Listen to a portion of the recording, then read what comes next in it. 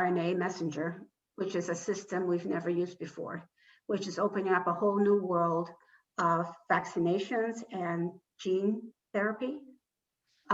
Regenerative medicine is opening up all these different worlds. A lot of good things are going to come out of it. We are today in society in this area where we were, you know, and the same kind of principles when we're getting vaccinated for polio. And the whole idea, we could actually get a shot that could prevent polio. What are they doing to our immune system that is causing this? I don't want you touching my immune system, but I don't want to get polio. So suddenly now, no one thinks twice about polio shot, right? Okay, so we're in this stage again, just like we were back then, because we're using different methods. And the one thing about these vaccinations that's troublesome is that they're not approved. And if you get your shot, you sign a piece of paper saying, this is not an approved vaccination. But because of the emergency of it, and because of the scientific trials that they've had, they feel is with good medical reason that these are healthy, good shots that people should get. It's mostly not approved yet because they don't know how long it lasts. They don't know, you know, Pfizer's already talking about needing a booster shot. So if you had Pfizer, you know, keep your ears open. Moderna's right behind them because they're using the same methods. So, so they're talking about booster shots, but you know, we're talking about chickenpox booster shots too. And I mean, this is just, see, and then there's the shingles. I mean, chickenpox has just ruined our lives. I just got my shingles shot because I don't want to get shingles. So I don't blame me. I know I didn't get mine. Okay, so they're not approved because they don't have the history, the 7 years they need to approve it. Okay, people were worried about that. You can't blame them. Some people just will never get the shot until then, and that's okay. There is no moral obligation to get the shot or to not to get a shot, but there is a moral thought of why you should have it for the common good, because it's not just your life you're saving, it's someone else's life you're saving. And that's where the morality of the common good comes in when it comes to these particular vaccinations. My son's a school teacher in Orange County. He was back in class in October. He was able to get the shot. I could not get the shot. He lived with us. He's actually moving out today, but he was living with us. So he got the shot. He didn't need it. He's young, athletic, you know, soccer coach. He didn't need the shot. He'll get sick. 6 days later, he'll pop out of it. He got it for me. I'm a severe asthmatic. He's living in the same house as me. He's exposed to all these kids, and he got the shot. He did it for moral reasons, because the common good for him was me, his grandparents, and the people in his love circle of people he hangs out with. Okay, so that was the right moral decision to make for him, and I'm grateful that he had the certitude to know how to do that. Again, when it comes to the shots, you're talking about different things. You're talking about, okay, we mentioned the level of material cooperation, the connection between act of receiving and evil act of abortion. You know, and they're really two separate ones. If you're going to use the concept of the evil act of abortion in connection to the vaccination, then you need to also use the same thinking when you get on a train, because the train systems in our country were built on the slavery, the labor of slave people. So every time you get on the train, you're driving on a system that was built by slaves during the same time as these stem cells were created. If you put that into perspective, if you have a problem, you should not be getting Starbucks. Actually, of all things, that you can actually give up a lot more than the vaccination. You should be going to Target. You should not be working. You should not be working. It is immoral to get a job, because your job is creating taxes that are going directly to Planned Parenthood. So you shouldn't be working. This is why the church can't drive the Autobahn in Germany. It was invented by Hitler. So where does it end? This is why the church has these ethical principles, so we can survive in society, understanding what the difference of intent is, the difference of direct material cooperation with something is, and us being part of a residual culture of death that we need to work very hard at building up to a culture of life. Because what we're dealing with is truly the culture of death. That we, as human beings, have created things or doing things and are paying for things that cause evil, but we can't survive in society without them now. Yeah, we can give up Target and give up Starbucks, but people need to take the train to work. And, you know, you have to give up your cable TV for sure. That's the first that needs to go, because the ads on the TVs and everything is promoting promiscuity in these movies. And what does promiscuity and porn do? It creates abortions. Okay, so now we have to give that up too. So am I making my point about this? So that's why when these things come up like vaccinations, we need to go to the experts. When I'm talking about experts, I'm talking about people who have dedicated their entire life to ethics, Catholic ethics. So when the National Conference of Bioethics in Philadelphia, which is the soundboard to the Vatican, talks about this, and I'll send you the link. We should listen. We should listen. And when the Pontifical Academy of Bioethics talks about this, we should listen. We should trust that these experts know more than we do, and not make, you know, so we can get a reasonable information on all this. With that said, you know that Pfizer and Moderna have, well, the three big ones in the world are Pfizer, Moderna, and AstraZeneca. Pfizer and Moderna used those stem cell lines in the 50s to test their product. They do not use it in manufacturing because they've got the RNA messenger. So if you're afraid of this new method they're using for vaccinations, you know, a lot of people aren't getting those shots because of that reason. However, you know, they've been now on the market for over a year, and I don't know, 100 million people have been vaccinated, and there seems to be no issue so far. The what's it called? AstraZeneca, they used the stem cells for marketing, for testing, and as part of their production. So my informed conscience says, if I can get Pfizer and I can get Moderna, I'm not going near that. That's my thing. If you take it though, you still fall into that same ethical umbrella of protection where your material cooperation is still separate enough where you are not doing anything that is immoral or causes harm.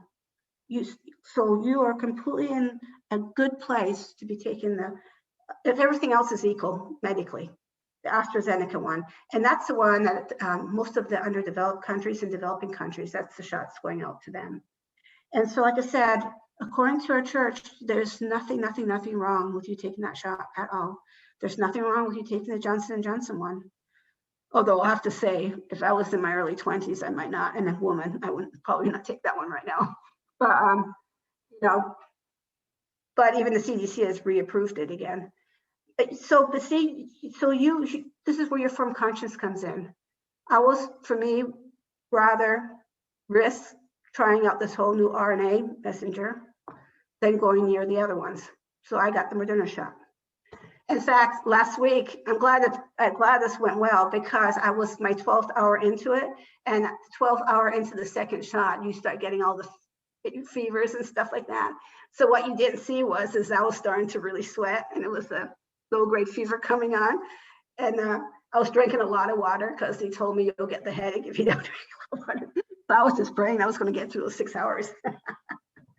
But anyway, so that's the issue on the shots. It's absolute. No matter which one you get, you fall within the moral protection of ethical principles that were defined under Thomas Aquinas and have been revetted and approved, revetted by saints, brilliant theologians and ethicists. So I just wanted to make that very clear. if you still believe you shouldn't have it, then that's your moral right to say no, right? We're a society where you should not be told what to do. And so, and I know women and men who just will not have it, just not take it. And they're okay with that. I have a sister who won't take it, but she's not taking it out of moral reasons because she knows enough about ethics to know it's not immoral for her to take it. And I made it very clear to her, don't tell me it's because you're pro-life, because I don't want to hear it. No, she just wants to see if we're all going to grow tails in 6 years. And then if we don't, then she might consider. But she's stuck at home now and we're all going places. Mary, yeah. I was going to say, I have a question. There was a woman, I think she's she's a vaccine researcher. Her name is Pamela Aker. Have you heard of her? There's a name like that. That name? She has a book out. I can't remember why. Yeah, she has a book out about like Catholic vaccines and ethics and things. And I watched a video where she explained something, and this is kind of the firm stance a lot of people are taking morally. And so I wanted to ask your opinion on this. So she explains that in order to make a viable vaccine and to test it, not only is it like they could use dead cells, they actually have to use living cells. So the baby that's extracted from the mother has to be put into a refrigerator, and then from that point, within a certain amount of time, they have to extract the organs so that they can test vaccines on these literally living babies. What is the church? I mean, as a woman, like I hear that and I'm like, I can't get I can't. How do I? Well, I would question whether that's accurate, because that's not a debate. Right. That's not a debate. Right. Yeah. So that you're not going to have a church teaching on that, because as far as they're concerned, that's not happening, because what they're using is the stencil lines from 1950. And so I'll send you links where you can get some of this information from. And this information is coming from people who, they make me look liberal, just to put in perspective. No, seriously. So, I think when it comes to this topic, I think you can trust their educated opinion. And see, this is what hurts. And I don't know her, and I've never read the book, and I can't say anything good or bad about her at all. But this is what takes away the credibility sometimes of the pro-life movement. Because if we're not talking oranges and oranges, and we're talking apples and oranges, again, what church would say it's okay to take an unborn baby and their life tissues, dissect them while they're still alive so we can get a good reading on our testing? But then that spreads. The churches think this is good because they're approving vaccinations. Does that make sense? There is when we use, and I'm not saying she's doing it, but when you make statements that fall out of the realm of what the conversation is to make your point off what's in the conversation, you are intentionally diverting the purity of what the debate should be. And when we divert the purity of what the debate should be, we've lost everything, because we're not even talking about truth anymore, because that's kind of kicked out. So again, you're going to get a lot of that. You're going to get a lot of conspiracy theories. I think I watched her on the web at one point. All I can say to this, and I can't speak on her behalf, and I'm sure there are a lot of medicines, which is, okay, the reason why Planned Parenthood can make so much money off organ donations is specifically for that reason. This is what pharmaceutical companies do to test. Okay, so she's right. She's absolutely right. Because why would these organs of these little tiny little things be so important and worth so much money if we weren't using them for something? So she is 100% right on that. Are the vaccinations been tested on that? Well, the most academic and medical Catholic scientists are saying no. And that's the point. So you can't argue what she's saying on behalf of what we're doing with discarded baby tissue. She's absolutely, because again, why would this be such a huge business? This is what David was talking about. all along. Why is there such a huge difference? Because it's 100% right. But that doesn't mean she's right on this vaccination or on any of these vaccinations. And I have to believe if that was the case, man, there would have been enough organizations that would have come out by now, right? Because I have to say, some of the people I've talked to who will not be vaccinated for these reasons, they're willing to die for their belief. And so we can't discard their opinion on this because they're actually willing to give up their life for this. That's how deep this debate is. So that's why we have to keep the debate clean, and we have to stay pure in the factual part of it. So I'm glad you brought that up, because no, we're doing that and we need to stop doing that. I mean, that's why partial birth abortion was such a good economic situation for them. But that doesn't mean they're using that for these vaccinations. And thank you for being willing. I feel like I can't talk to people about this. They get so angry, and I'm like, how am I as a 34-year-old supposed to make any sort of ethical, moral choice if I can't tell you the truth about something that I read on the internet by somebody who's claiming to be an ethical Catholic biologist? Like, if I can't bring that to somebody and say, this is what I found, help me process this. If I can't do that, then you're leaving me to make my own decision, and my own decision, right? So like, then you can't fault me for what my decision is, because no one's willing to talk to us. they ignore us, they ignore my generation, and they think we're nuts. And I'm like, but this is the stuff that's being exposed to us. Meanwhile, we're not hearing from the pulpits anything that makes any sense to us to follow, for the most part. I mean, there are priests who are bishops who are doing a great job, but like, it's really confusing. And then we get into it with our family members, and it is, I mean, it's intense. So thank you for taking on questions. But see, this is again, going back to the gospel of life, this is where evil prevails. And when I talk about evil, I'm not talking about monsters, right? I'm not talking about that. And maybe the word evil is not the right word to use, but it really is, because it puts you in the bad path away from God's light. Because that's really what the definition of evil is. It's not me walking around like this, you know. It's you're falling from the light. That's what mortal sin is. And so, and this is where this is so problem, because we can't debate anything in this country. I remember my daughter, 16, sitting at the dining room table, very pro-life, and goes, "Mom, you've got it all wrong." I go, "I do?" "Yeah, IVF is a good thing." I go, "It is?" "Yeah, Mom, it's about giving life, Mom. You need to think." You know, and she went through this whole, well, she had friends who came to be through IVF, right? And that's the generation. And there's my friend this, my friend this. And she's going, I'm thinking, you're giving me information I don't want to know. You know, this is not my business. And so they're all bragging because the old were made special in a very special petri dish. And so I let her talk for 2 weeks about how right she was. And about 2 weeks later, I just a little bit here. How did you learn about this method? How many embryos did they need? Oh, I don't know, Mom. Her eyes are getting even bigger, because now she knows she's gotten into a topic that she really wasn't prepared to have a debate over. And then, so I would give her things. After about 6 months, she goes, "You know, Mom,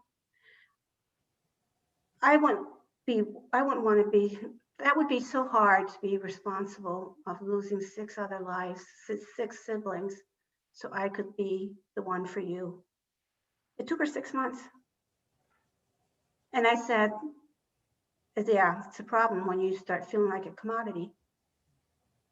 And that's what happens to some of these children, you know the cost that came, because, again, we come from the DNA of Christ. So there's a part of our brain that registers when something isn't quite right. And children are very good at this, very, very good at this. And so, without wanting to get into that, but later on we'll talk about post-abortion healing. I mean, I know a woman who planted 45 rose bushes in her yard, representing each embryo it took so she could have her son. So, yeah, I mean, the son is creating God's image. It's a beautiful child. It has nothing to do with any of that at all, right? It doesn't matter how you come to be your God, your God's DNA. But when we step back from that and you see how it happened, you know, and it just, I don't know, it just seems sad. I wish I had all day with you guys. This is fun. How are you doing? Are we ready to jump into bioethics and then we'll take a break? Oh, yeah, okay. Okay, so let me get my little, and so did it make sense with the vaccination? And you don't have to agree with me. That's the whole beauty of this. That's the whole beauty. You don't have to agree with me. Yeah. I just had one, I totally understood where you were coming from, and I really, really appreciate it. Because I know I had, you don't hear very much the position that I heard that was from the doctrine of faith, the Vatican's doctrine of faith, that a person may not must get the vaccination. And I think that's really the messaging that we're not hearing. And so the people who are choosing not to be vaccinated, Correct. they're really being stifled, because it's like, I think many of them will probably end up saying that they were, or whatever they might end up doing, Right. because there is that messaging that you can't care about other people if Right. you choose. And the church is saying, through priests and their ministers and their bishop and everybody, that we should get vaccinated. I'm not hearing the other message at all. So that just kind of makes me a little puzzled. But then the other part, because I have liberal friends too, and one of them works against life actively as an attorney, but she had asked me if my positions came from my Catholic viewpoint about the stem cells and that sort of thing. And no, I understand that position. Definitely that a couple of the vaccines didn't use stem cells lines in order to test or for the production.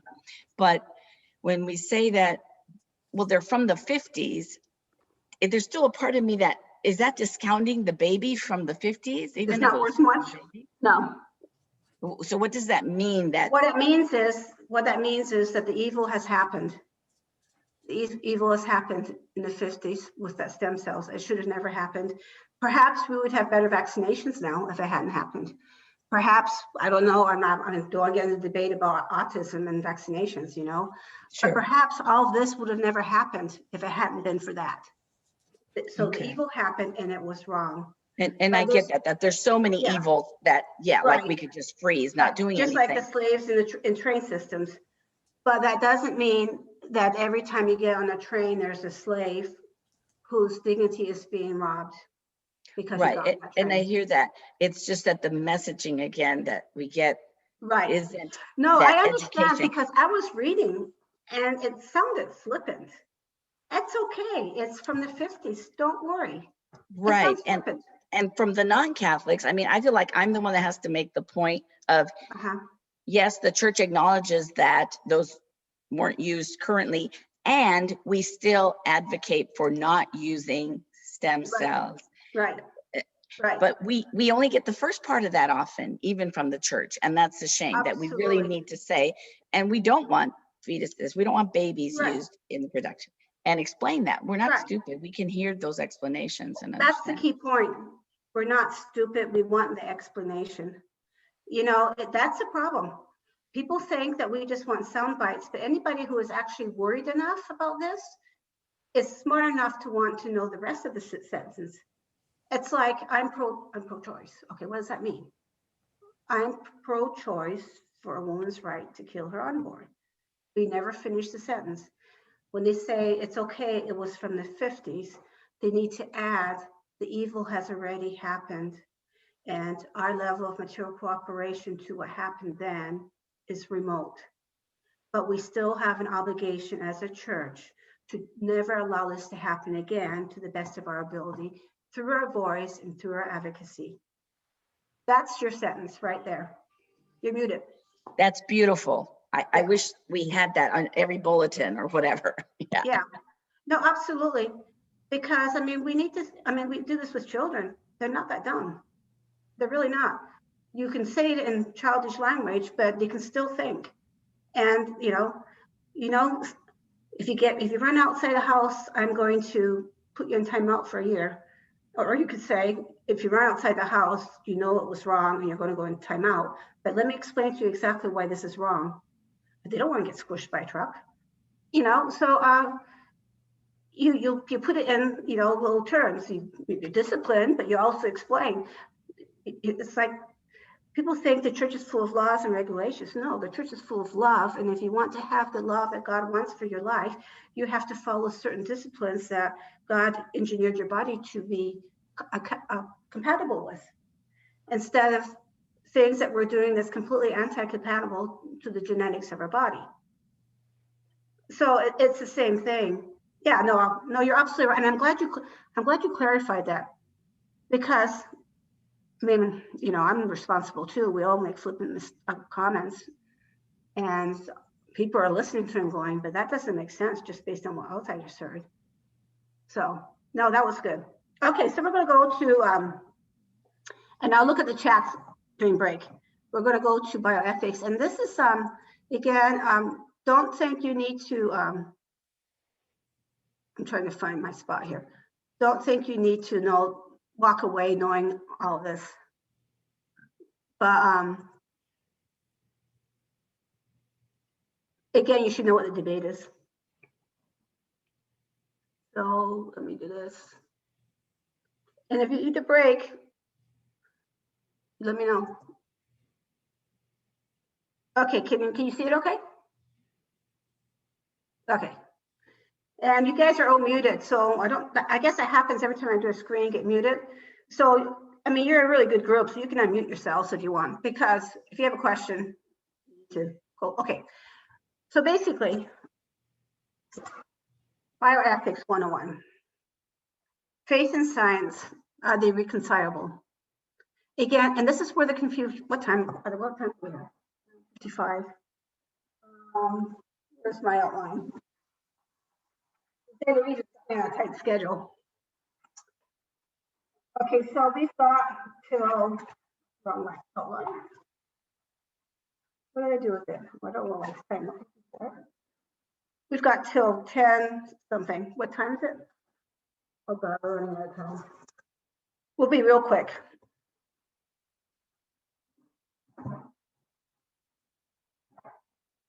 So the big question here is, a lot of people think you either have faith or you have scientists. The one thing the church has always said is faith and reason, right? So they're compatible. And again, we talked a little bit about the Dignitas Persona on certain bioethical questions by John Paul II. This is when certain areas of human life were under attack. And so he felt the need to write encyclicals that address them directly, which is what he did. So, and what he said was that every dignity of a person must be recognized in every human being from conception to natural death. The fundamental principle must be at the center of the ethical reflection on biomedical research. I believe Jose Luis sent you the PowerPoint, did he? So you should have it. Yes? Okay, so stem cell research. Okay, the objective is to develop technology to treat every single human disease. And so did you get the printout for this? Any of you? Thumbs up? You're muted.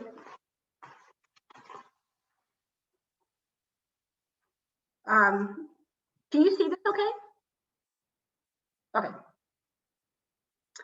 So what are the different types of research? Who gains? What are the social justice issues? And should this human embryo have intrinsic value? Again, like I said, you can unmute yourselves if you want, because this is hard stuff. Oh my God, this is hard.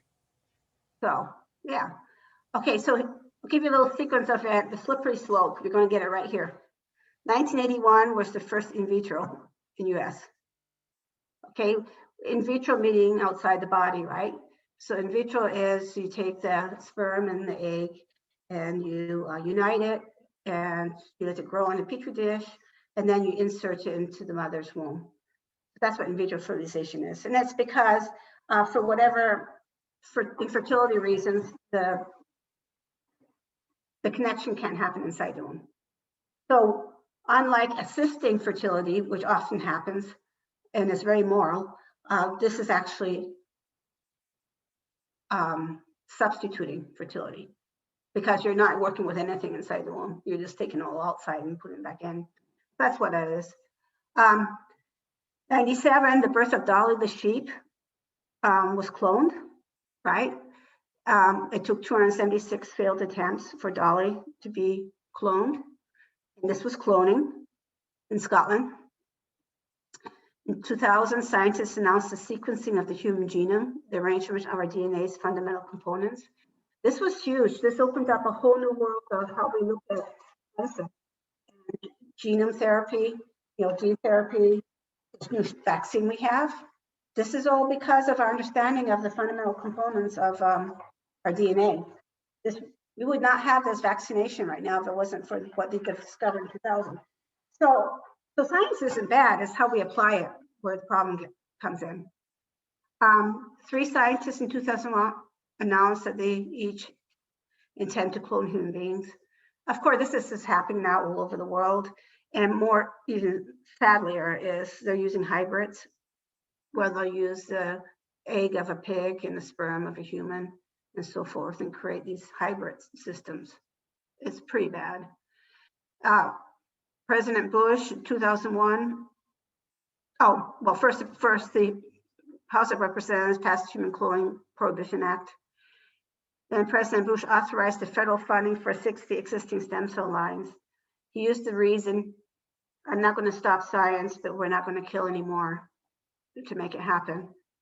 So that was his reason. It was the middle ground that he needed to take as the president to appease both sides. That's basically what he did. We were not happy with him, but it was better than what he could have done. So it was better than nothing. Then back in 2001, 3 human embryos were created from a single human cell. And now we have something that's called off-the-shelf stem cell treatment enters clinical trial, which I'll go into later on. So President Bush actually went to talk to St. John Paul II about this. He really wanted some guidance. And what St. John Paul II said to him, respect of human life at all times, he said this: in defending the right to life in law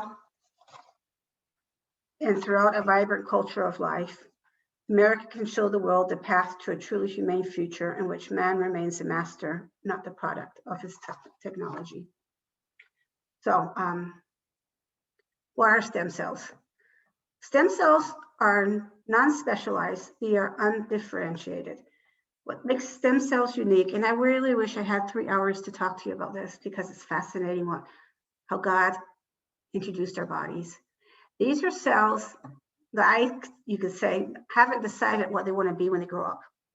It could be a heart cell, it could be a kidney cell.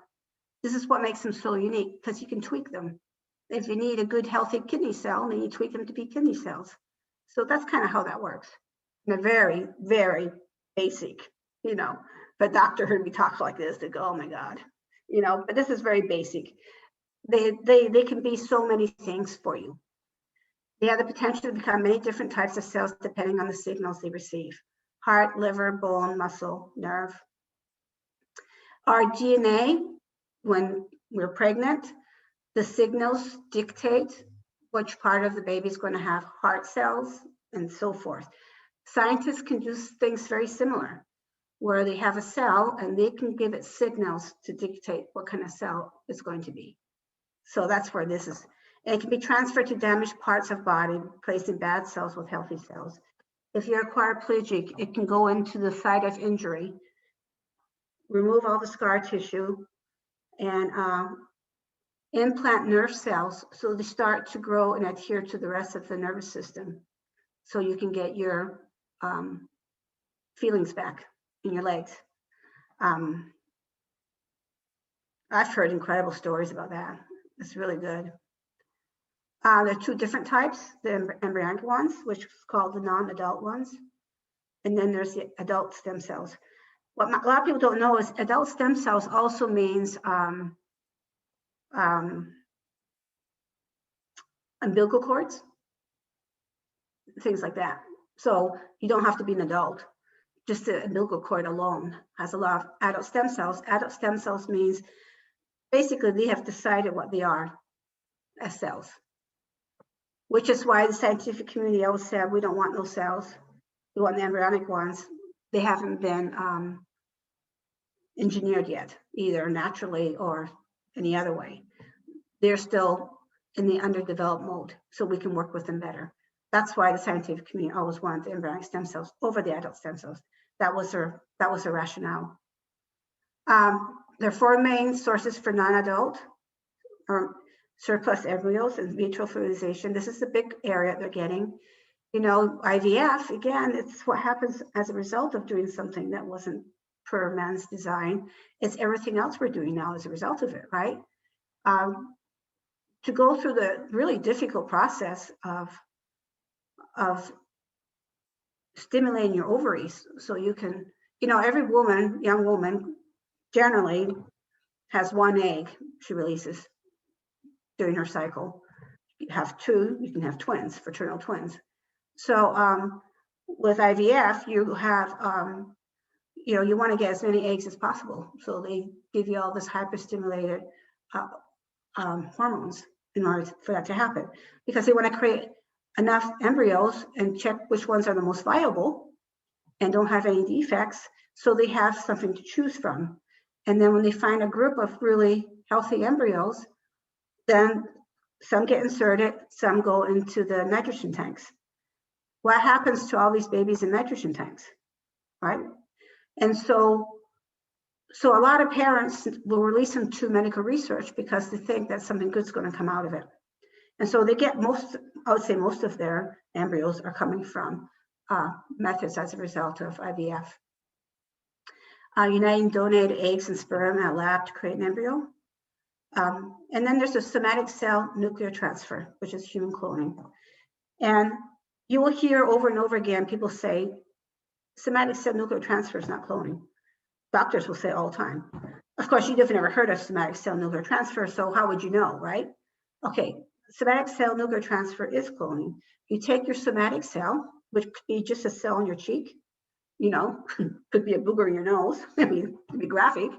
You take out the nucleus, and you take out the nucleus, which has your full DNA, and you take out the nucleus of an egg, another human egg, and you plant your nucleus into the other human egg, and then you develop it, and now you're creating an embryo that's you, because it had your whole full 46 chromosomes. Does that make sense? So that's kind of what it is. You take out the nucleus of your DNA, put it in an unfertilized egg after you've taken out anything there, and then now you're growing with your DNA another human being. That's how Dolly was created. If Dolly was created through somatic cell nuclear transfer. If somatic cell nuclear transfer is not cloning, then Dolly is not a cloned sheep. But we all know that Dolly was a cloned sheep. So that's what it is. I only put this out is because, again, you can't have a pure debate when the foundational components of it are based on lies. We have to know what the facts are first. And of course, the use of aborted fetuses, you know, they get a lot of them. So basically you have here the fertilized egg, which is called the zygote. And then you have the 2-cell embryo because it multiplies. And then it starts to multiply and divide. So here's your 4-cell embryo. I have some things written down here. I feel so bad having to rush through this because, you know, some of it's good. Okay, so as early as 12 hours after fertilization, you can see the 2 bundles, which is, you know, the fertilized egg from each parent. So it's 23 chromosomes from one parent, 23 chromosomes from the other. By 18 to 20 hours, they fuse combined genetic material from mom and dad. On day 2, see day 2 there, each of the cells divide, making 4 identical cells. Day 3, each of the 4 cells divide, making 8 identical cells. Each cell is 1/8 the size of the original zygote. These are all called zygotes at this point. Day 4, the cell has divided several times more and indistinct. They are still identical to each other. Okay, this is how you get your identical twins. Very different than fraternal twins, right? This is why they have the same identical DNA. Day 4 is a big day. Fluid builds up inside the ball of cells, making them look like a soccer ball. This is called the plastocyst. So if you go, I don't know if you can see my cursor, but here's your plastocyst. And it's between here and here. You know, we hear identical twins, they're not all alike. How they were separated can be very different. And how they are identical, you know, some I haven't met any, but some identical twins, they're identical but mirror image. So what everybody does right, the other one does left. I've heard of it, but I have never met anybody. But a lot depends on when the twinning happens. The plastocyst is what your scientists are looking for. This is a big day for them. Okay, they're no longer identical. The outer layer of the plastocyst are distinct to become the placenta. So all of this here is going to become the placenta of the baby. The cells inside is destined to become the fetus, although that will happen at a later stage. This is where you're finding your totipotent and pluripotent cells. They're fresh, they're undifferentiated, and scientists just love working with them. So that's where they're coming from. So timeline of the embryonic development, uterine implantation, 14 days, 3 distinct layers begin to form. Between 14 and 21 days, begin of future nervous systems. 21 to 24, beginning of future face, neck, mouth, and nose. Beginning, and then weeks 3 to 8, beginning of organ formation. Week 8, now it's called a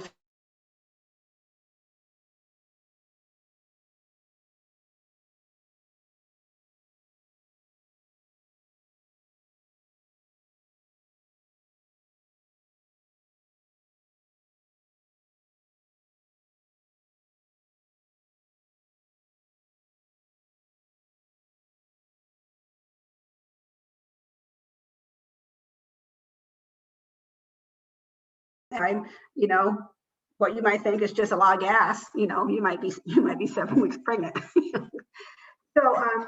So this is why it's so important if you get pregnant to stay healthy and take your prenatal vitamins, because the baby's almost completely formed during this time. Okay, so the potential application is study complex events that occur during the human development, test new drugs for the market. And again, going back to, I think Anne said, you know, that woman in her video, this is it right here, testing new drugs. This is why they want those cells. So she's absolutely right in that point. Pluripotent cells are stimulated into specialized cells that can be transplanted into a person. They can divide indefinitely into any type of tissue. I mean, you think about it, that's huge. But it makes sense, right? Because when we break a bone, it heals, right? So there are cells inside that bone that are creating the healing.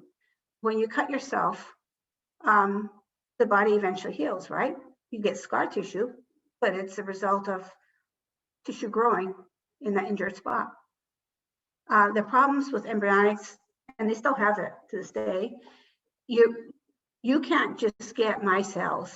You're going to reject them. This is the problem with organ transplants. You have to go on those immune suppressant pills for the rest of your life because your body will reject it.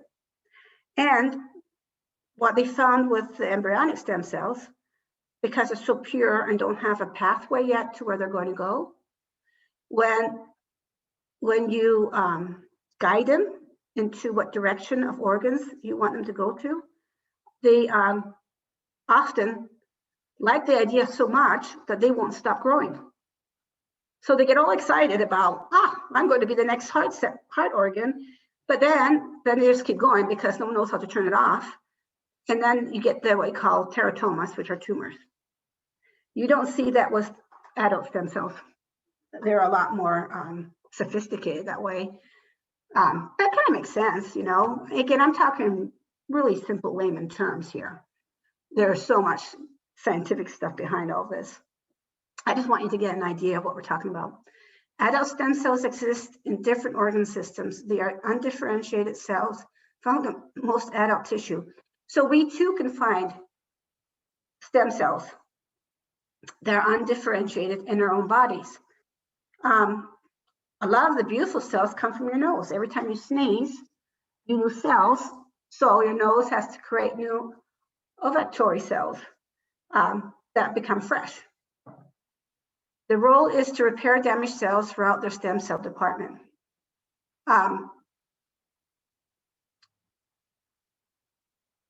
We can get from amniotic fluids, bone marrow, placenta, umbilical cord, brain, fat cells. That man's got a lot of good pluripotent cells going on there. So let me go on. The benefit of these adult stem cells is it protects the dignity of the human life. No rejection factor. You're taking the cells out of your body and you're putting them back in again. And that's helped hundreds of thousands of patients. You see this in cancer patients at City of Hope, where they will kind of like put you in a bubble, strip you of your entire immune system, clean out your bone marrow, and then replant everything back in without the cancer that's killing you. It's a very, very difficult process because you get stripped of your whole immune system for a while, and the recovery, if you do recover, is hard. But what they're doing is they're cleaning out your existing cells, stripping them from the damaged cells that are causing you to cause the sickness, and then replanting them into your system. And that's using your own stem cells. I have a very good friend who was given 6 months to live 4 years ago, and he's still looking good. So because he had this treatment done at the City of Hope. Human cloning is the somatic cell nuclear transfer. So it's a process through which the genetic material from a body cell is transplanted into an egg cell, allowing creation of an embryo without fertilization of an egg with a sperm. So Dolly the sheep was part of that. Okay, so I'm going to try and move a little bit. I'm not going to go into detail about the properties of the totipotent and pluripotent cells because it would just get too complicated under such short time. But and I want to show you a video that might help explain some of this. There have been no cures for embryonic stem cells because you can't implant them into people's bodies. And they haven't perfected human cloning, which is why they're doing the hybrid thing now, where they're trying to get the human DNA that won't be rejected while, you know, experimenting with the rest of the animal kingdom, really. It's complicated. If you really are interested in this, there's research that you can read and go through and take your time. And if you have questions, you can always email me. And if I can't answer, I will get the answers for you. So, I mean, if you're really, really interested in this, this is just an overview of what we're talking about. Just, you know, do your research, ask questions, email me, do, you know, whatever works for you.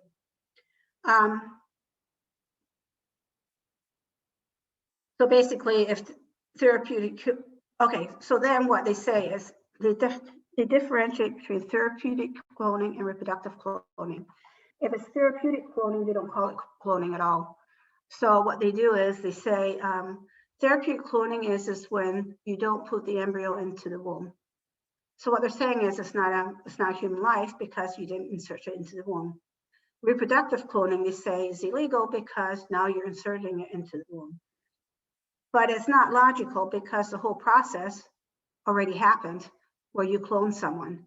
All you're doing is now determining if you want this cloned baby to have full life or just to be used at the lab. That's the only difference. The cloning has already occurred, no matter what they say. And you, when you watch this YouTube, you're going to see that. So I just explained that. Reproductive is live birth.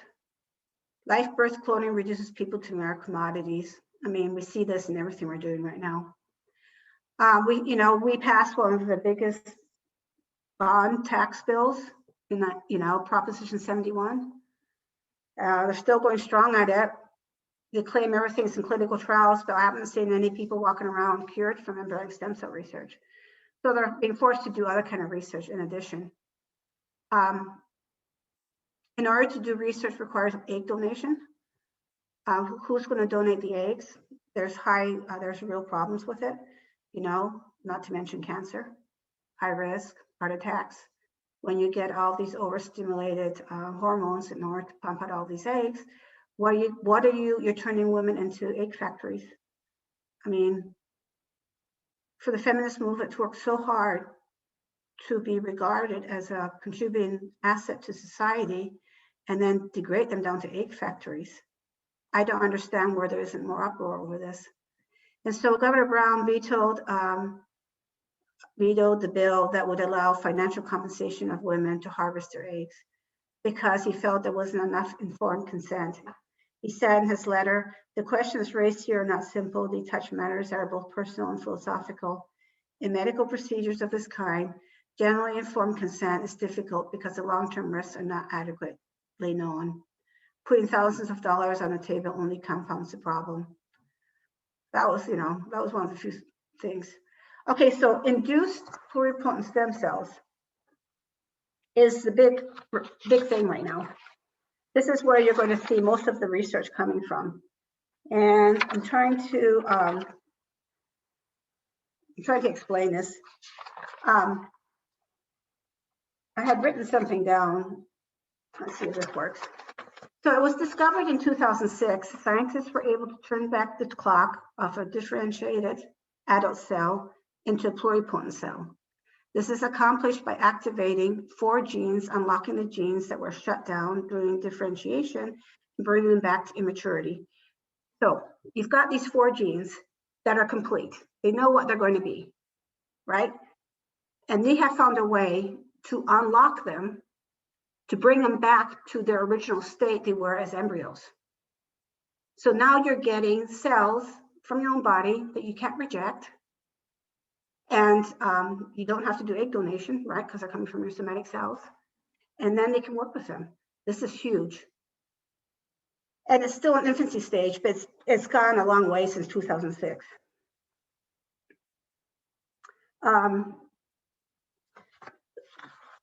Without getting too technical, the biggest problem they've had with these is again, once you start manipulating genes, they tend to, and they have to use viruses, genetic viruses, in order to transplant this information back into your body. And they were developing problems with that, which they are now working through. So if there's going to be a future in advanced stem cell research, the induced pluripotent stem cell seems to be the most moral, because you don't kill embryos, and the most scientifically competent way of doing this, because you don't need to worry about rejection. So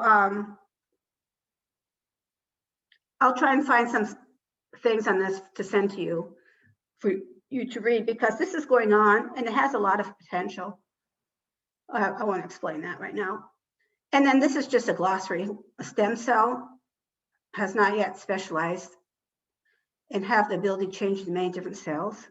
We talked about in vitro. We talked about blastocysts. Differentiation is the process in which unspecialized cells become specialized. DNA is the material which instructs the making of all parts of the body. The embryo is the earliest stage of the development of life. Gene, a unit of the heredity made up of DNA. In vitro means outside body. Pluripotent cells is the inner mass of the blastocyst, and we saw the picture of the blastocyst. Nucleus is the core of a cell that has the chromosomes. So again, with human cloning, they're taking out the nucleus because it's a cell that has all of your chromosomes, and they're putting into unfertilized egg. Somatic cells is all the cells in your body. And gametes are cells that create new generations. So that's your eggs and sperm. And so that's basically it. I want to take the time to show you this video real quick, and then we'll go on to break. And during break, you can think of questions you might have. So let me screenshot stopped. Okay, let me try to just show you this while it's still fresh in your minds. And we'll share this. Let me know you can hear it. Stem cells are unique in that they can repair hear? damaged organs and rebuild vital Hands up. tissues in the Anybody body. hear? They accomplish this by multiplying and transforming into cells that are needed for repair. Well, there are many different types of stem cells, but there are two main categories, adult or embryonic stem cells. An embryonic stem cell line begins with an embryo, and those embryos are usually donated by a couple who's gone through fertility treatment and has completed their family. This fertility treatment is called in vitro fertilization, or IVF, which refers to the creation of fertilized embryos outside of a woman's womb. We then grow those embryos out to what's called the blastocyst stage. The inner cells inside this embryo can be removed and can be plated out, cultured, and turned into a stem cell line. The embryonic blastocyst can also be implanted into a woman's uterus to grow into a full-term child. So in order to form embryonic stem cells, you must destroy the embryo. That's the only way that it can be done using those IVF embryos. The other type of stem cells that researchers are working with are called adult stem cells. By adult, we mean that they already exist in our body in different organ systems, and they're there to repair damage and aging to that body throughout our lifetime. And virtually every organ appears to have a stem cell compartment. The main difference between the two types of stem cells is that the embryonic stem cells have the property that they can divide indefinitely. Adult stem cells can't do that. You grow them in the laboratory for a while and then they stop growing. The other property that the embryonic stem cells have that the adult stem cells don't is that they can turn into any tissue of the body, whereas adult stem cells turn into the tissue that they were derived from. The ability to turn into any tissue of the body is called pluripotency, which makes the embryonic stem cell highly adaptable in fighting degenerative diseases. Despite its scientific progress, ethical concerns about embryonic stem cell research have been voiced by doctors, scientists, women's groups, and ethicists. In embryonic stem cell research, what makes the controversy so intense is that a nascent human being, that is an embryo at the 1-week stage, is being destroyed for its body parts, if you will, its stem cells. It is to use nascent human life as a corn crop ripe for the harvest. Well, there probably is many definitions of human life as there are scientists. But one thing I'm absolutely convinced of is that an embryo in a dish is not a human life, and it's certainly not a person. Well, I don't think that's a scientific statement. I think it is a human organismal life in the dish.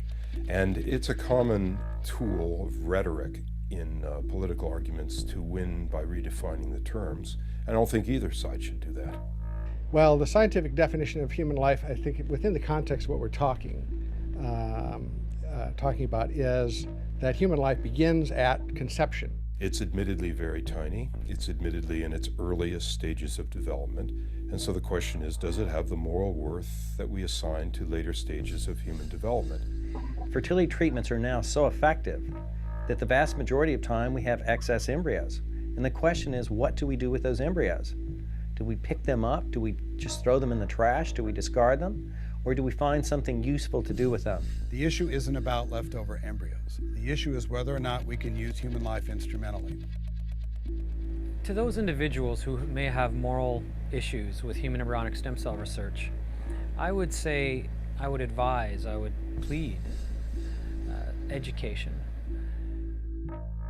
Although the value of human life and the issue of personhood are an ongoing concern in the debate over stem cell research, it would be limiting to reduce that debate to a pro-life versus pro-choice battle.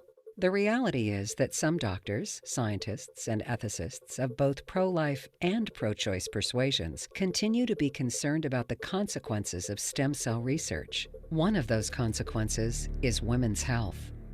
Normally, a woman's ovaries release 1 or 2 eggs a month.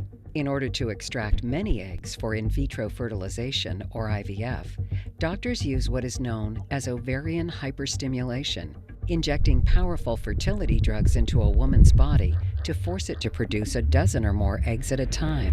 The eggs are then extracted from the uterus using a needle. Nowhere in the world has anybody done any research on the aftermath of the drugs on women who've been donating, or often it's not donating, selling eggs across any of the countries that are involved in this kind of trade. They become forgotten. I'm actually just back from London, where I attended an international conference on natural cycle minimal stimulation IVF. And for 2 days I listened to world-class fertility specialists, embryologists from all over the world talking about how dangerous the drugs are that they use on women for fertility treatments. We don't know the long-term effects of taking these medications yet. So in terms of, are there long-term studies on these drugs? No. One of the dangerous conditions that doctors are becoming increasingly aware of is ovarian hyperstimulation syndrome, or OHSS. So it's a syndrome, OHSS, that's the result of the ovary being kind of put into hyperdrive. It's producing a lot of eggs. And when you do that to a person's body, it also produces other changes in the body, which can actually, in some people, can have the risk of death. Ovarian hyperstimulation syndrome is a reality. I was the person who contacted the mother of a girl who died from it.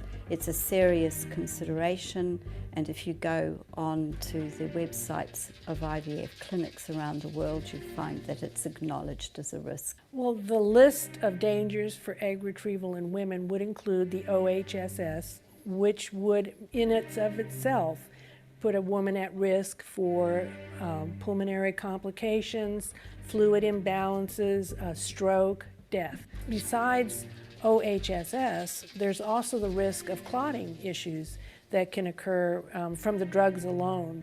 You can also have, in the future, you can have adhesion, so you can have problems getting pregnant or difficulties in the future. And I think that in terms of the women who are considering voluntarily or even for money donating their eggs, they need to be aware that this is not a procedure that is not without risk. And one of those risks, unfortunately, is death.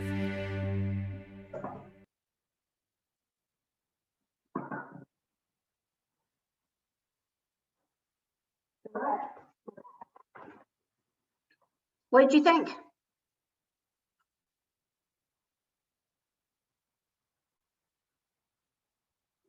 You have to unmute yourself. What did you think about the video? Anybody? So I have a response. So I have a friend who I teach with, and she and her husband adopted and birthed 2 embryos, right? So and she got so much, honestly, crap from people in the church because she participated in the system.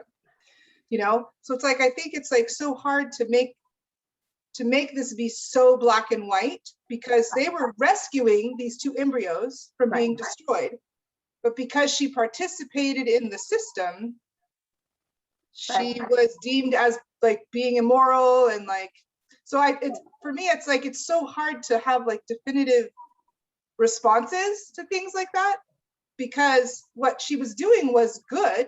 They already had 3 kids. They weren't doing it for fertility or to make a family. They were doing it to rescue these embryos. But then within the church, particularly in the pro-life group at her church, she got so much garbage about it because she participated in the system. So it's hard for me to, like, it's just not so black and white sometimes, you know? Right. But you know, it's not easy being Catholic. And it's not easy being Catholic because it isn't. The truth is black and white.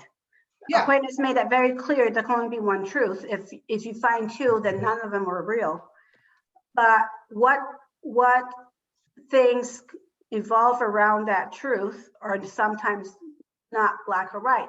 That's the problem with ethics, you know. If you are pregnant and you have a tumor in your uterus, and you know you have to remove that tumor because both of you are going to die if you don't. Right. And the principle of double effect says, yes, you can remove that tumor, and you know when you do that, the baby most likely will die. But what you can't do is have an abortion to remove that tumor. Right? So you're basically having the same end result. The difference is the activity that you're involved with is not in itself evil. Your intent in itself was to do good for both. That the end result, which was forecasted that you knew would happen, was still not going to be good. And so this is why our church, 2,000 years of this has developed all these ethics and separates us from some other religions, because we have done so much prayer and work into this decision making.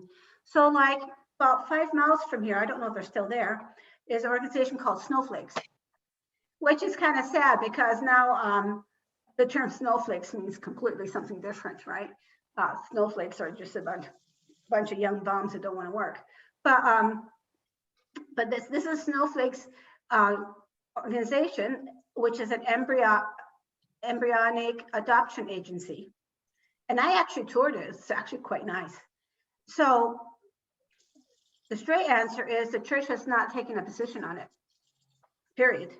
And I have talked to some of the biggest ethicists on this because I studied, through the National Catholic Bioethics Center, and I had to write papers on this. And even within that center, half of the ethicists thought it was a good thing. The other half of the ethicists thought it was a terrible thing. But what they all agreed on was that the church cannot be responsible in defining and responding to all things that human beings do, right? And so what they all agreed was that the way they came to be was wrong, right? That was the act. Yeah. Where they couldn't agree was what happens after a bad act.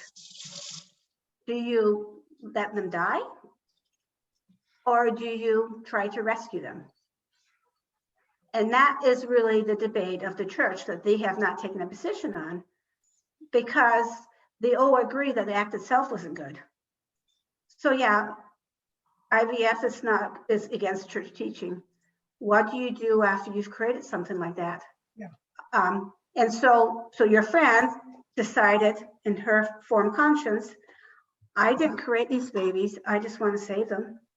And I'm giving my body to do that. Half this ethicist under this organization that is the strong arm for the Vatican goes to them for advice, said, no, that's permissible because, again, what you did was not evil in itself. There's nothing in your act that was evil, and there's nothing in your outcome that was evil.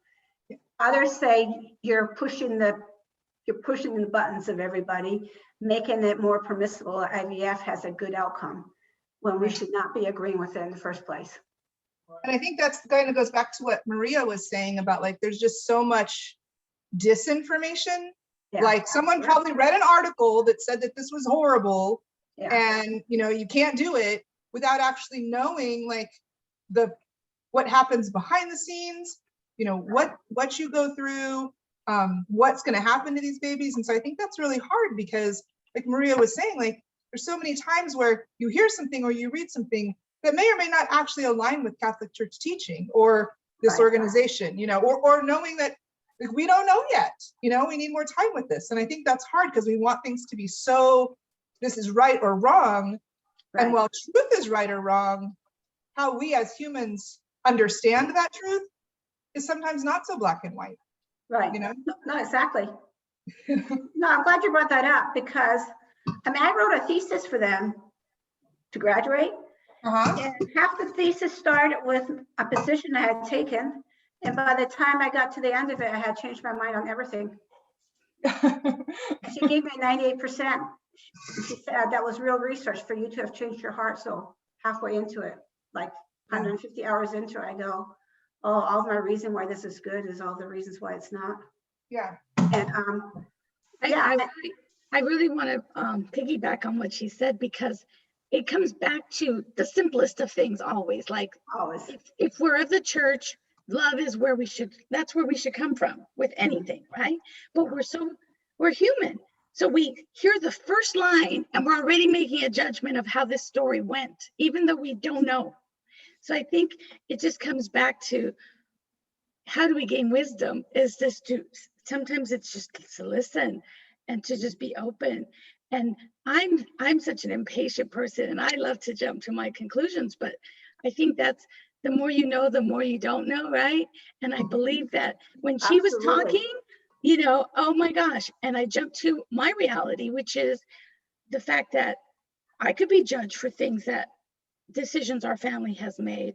And just like her friend, when you hear the whole story, you have a different view, but do they want to explain the story to everybody every time? No. They But you stopped. do. They actually just stopped engaging in conversation because they said, honestly, it's really none of your business. We've created this beautiful family with these two twins. They're siblings. They're not twins. They're siblings. Yeah, fraternal. And they have this beautiful family with 5 lovely daughters, 2 that they are not genetically related to, 3 that they are.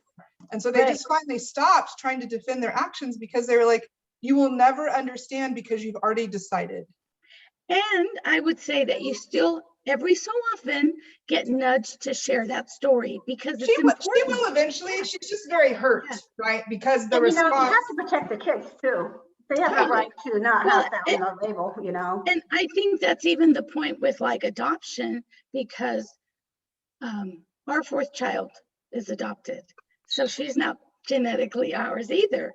And some people might look at her situation and say, that's one of those parents who should never have any more kids, right? We need to sterilize those people who can't raise their own children. So see, it gets to all those ethical things. So I kind of put myself in that situation of her friends and said, I mean, what I did is similar in that I took a child that might not have been here, but by the grace of God, her mom chose life for her. So thanks be to God that happened so that she could have that opportunity that some people in their wisdom might decide not to give that particular woman that particular child.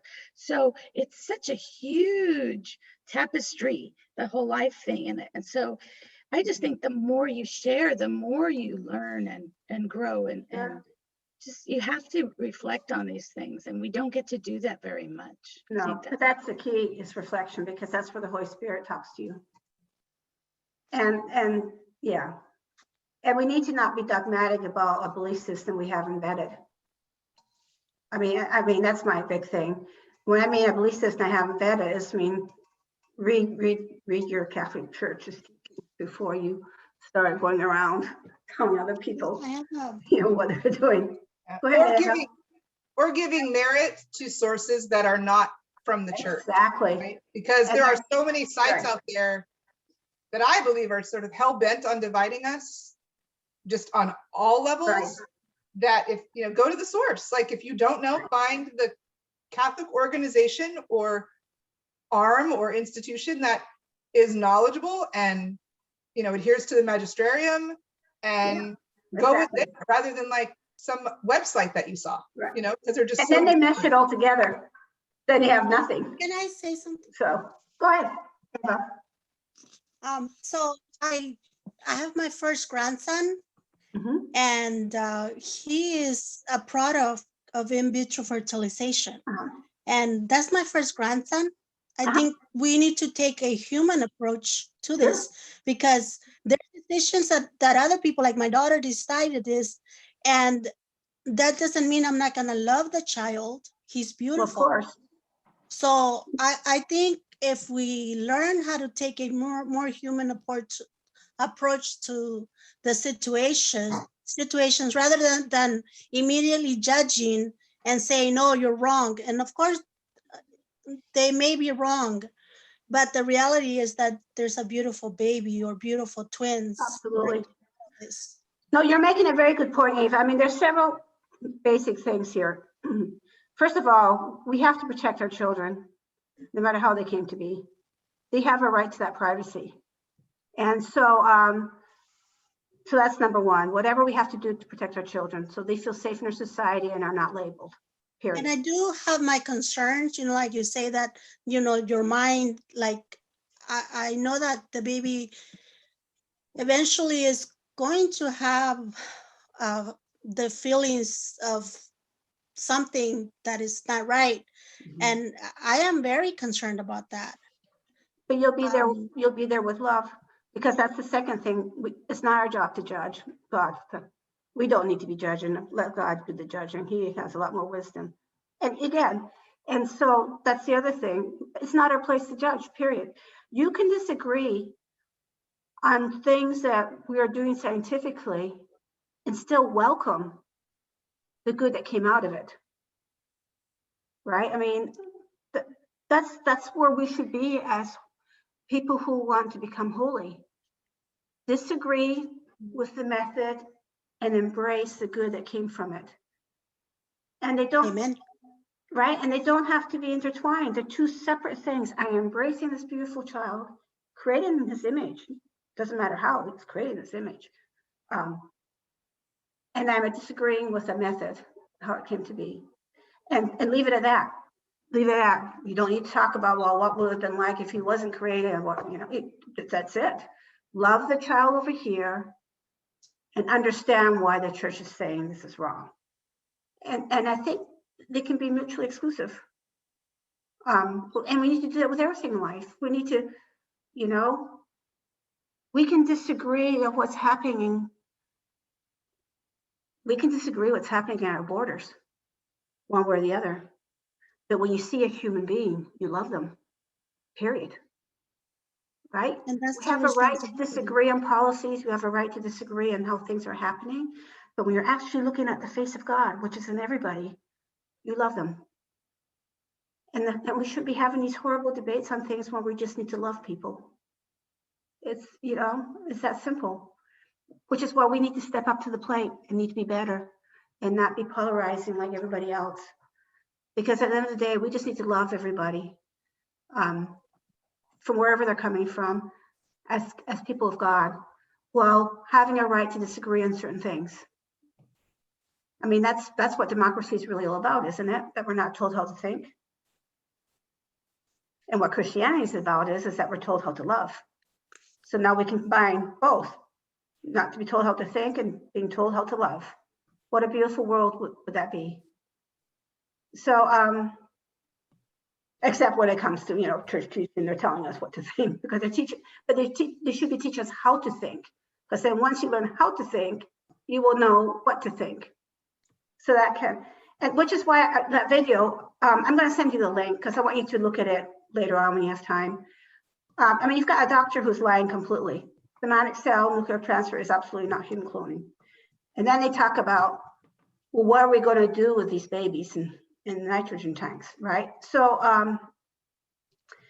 but then the other one's going, but no, that's not what this debate's all about. And at the end of the day, when it comes to all these things that violate God's plan, who gets hurt? The impoverished, yeah, women and the impoverished. Where are they getting their eggs from? They're going to India, they're going to Pakistan, you know, they're going to Thailand. They're going everywhere where $1,000 is a lot of money. They're going to our immigrants who will do anything to get food on the table. And they don't even know how they're harming themselves. They're just trying to get food on the table. You're not going to get the well-to-do, sophisticated woman donating 50 eggs for our society, right? She's not going to do it. But what she will do is she will try to get them from someone else so she can have her family or whatever it is. And see, this is the problem. Every time we start violating God's design, we ultimately are hurting humanity and turning women into egg factories, taking them from underdeveloped countries and turn them into egg factories where they don't know they could be dead in 6 years because of the hormone treatments. Things like that. It's just so sad. Whereas, look, you know, if you're a young woman of a certain stature in a expensive university, you can get $150,000 for donating your eggs. Who wouldn't want to do that when you have $250,000 of medical expenses? Who would want to do it? I've had professors show me the flyers of how to donate your eggs, $150,000 a cycle. Why? You know, I mean, there's jokes going around about it. You know, you got the really smart entrepreneur who had to have his trophy wife, but not too sharp, and so they don't want to ruin down the gene pool. You know, so they're going to go out and get the best, you know, that look like the wife, but maybe have the break. Who knows? I mean, most times they do this is because they can't have their own, or they're in their 40s and 50s and can't, you know, are not fertile anymore. And so this is what they do. But again, why would a woman who is working so hard to get, you know, 8-year degree, risk her life to donate eggs because she can't pay her student loans? What's the point of getting that degree in the first place? It's so sad. And what does that say to a society that's going around handpicking which women should be doing this? That in itself is eugenics, right? And so like there's a woman named Jennifer Law has this organization, Biocenter, and she talks about the colonization of egg exploitation. And it's real. It's a colonization where those of means go after those of no means. And before it was, you know, going into countries and things like that. Now it's just going into women's bodies and pulling out what they want, but they can't produce themselves. And now we're doing it in the name of research. It's horrible. And women think it's a good idea because it's choice. So anyway, okay, you guys deserve a break. And I could be here all day. You guys are so full of energy. You're giving me all this energy. But we have to do at least a little bit on post-abortion healing. And then Steve, I can't take time away from Steve. So how about, is a 10-minute break okay? And walk around, do your thing, and then we'll be back at 11. And then Steve will be up. I mean, the good news is with these, I mean, it concludes at 12:30. So if you come back at 11, I'll try and get another 5-minute break in for you. I'm going to send you a link of what we did. Did you get the bioethics PowerPoint? We did, yeah. Okay, good. Yeah. Okay, so I'll send you the link. If you have questions, I mean, if this is something you're interested in, you didn't learn enough. It was just a lot of information in a very short time. But I can send you resources and things, okay? Yes. I apologize. I mean, if you guys are so interested in this that you would want a whole day on this, I would do it. You know, but just so, but I'll give you a little, but you're getting enough to know that there's topics out there you might be interested in to do the research. So, can I just offer something? I don't know if this is how anyone else is feeling or processing things, but for me, I have stuff that's already in my head from stuff I've seen on the internet or on other websites, and you're now bringing new information. So it's taking a while for me to kind of move that stuff out of the way to accept this new stuff as truth and then to apply. So anyway, so yeah, more would be good. And like the shortness of it is helping because then I can kind of. There you go. Right. So like there's stuff already, lots of stuff. And I have to get that stuff out of the way so that I can actually learn the Catholic understanding of all of this versus what was being told is Catholic or moral or whatever have you life. So I don't know if anyone else feels that way, but that's where I'm at. Just wanted to say. Well, just remember, after 150 hours writing my thesis, I changed my mind. That was really helpful that you said that. Right? I mean, so, and again, whatever side I was on was not morally wrong. It's just after more reflection, thinking, and research, what was more morally right. Correct. Right, because I was working on the frame of what was not good and what was good, and then within the what is good, then I had all the delay. But this is, you know, this is what theologians do, right? Yes. This is what Pope Benedict did. This was Pope Benedict. That was this thing, right? And it's like it's really helpful because sometimes I think this is one of the reasons I got off of social media. And like as a millennial, that's really weird that I'm not on social media because my whole generation communicates on social media. But I got off of it because it's like you have to pick a side. You have to. Like you have to pick a side. And then from that side, you can't kind of like the example Nirni was giving about her friend, like there's no room.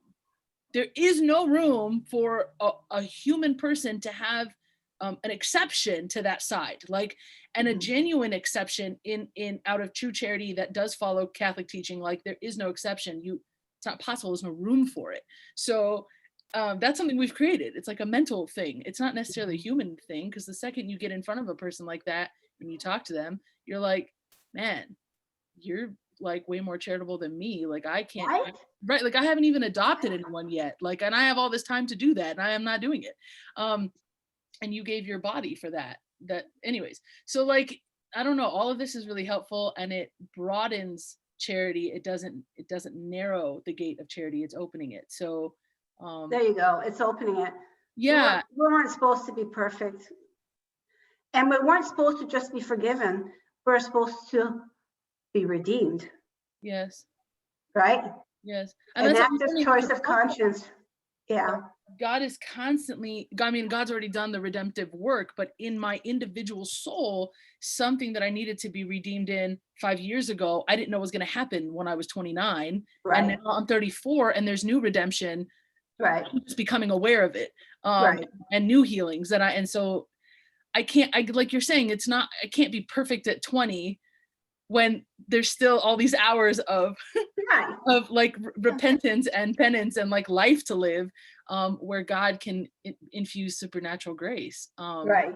But that's not the understanding though. Again, in my generation on the internet, it's you have to be perfect right now today, or else you're a hypocritical Christian and you are a sorry excuse for Catholicism and you should just not talk to anybody ever again. That's the mentality, and it's scary because it is, because they don't understand original sin, right? Just by that. Like, so we're not allowed to theologically it's not possible. You know, if God wanted that, he should have taken care of the original sin in the first place, right? What was he thinking in the paradise of God, Adam and Eve? He could have had his life so much easier if he had just taken care of Adam and Eve and not given them free choice. Once he did that, that's why he brought his son down, right? It's like, oh my God, I got to help these people out. They're worse than I thought. Yeah. So I heard this quote the other day. I think I read it, and it was from Bishop Curry, who's the bishop of the Episcopal Church, and he said, the American bishop, and he said, we're not done until every child of God is treated no less than a child of God. And for me, that's just like gives me goosebumps thinking about it. Like, so that applies to all life, right? Even the millennials who are like, you're an idiot, you know, like, so it's, I mean, I'm not saying you're an idiot, I'm saying that's what those other people are telling you. So I think sometimes we make it so complicated when really, if we look at like what you said, we are all created in his image. Mm-hmm. We all deserve life.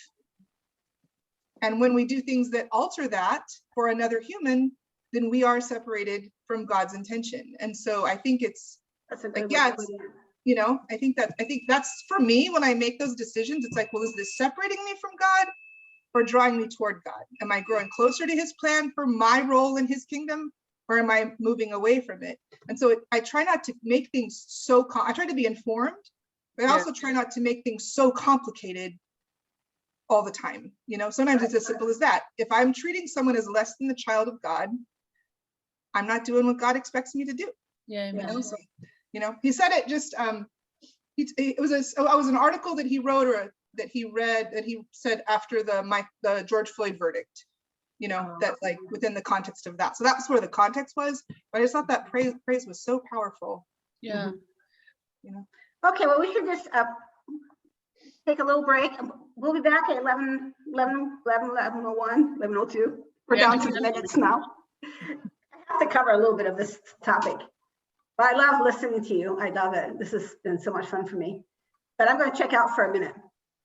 All good.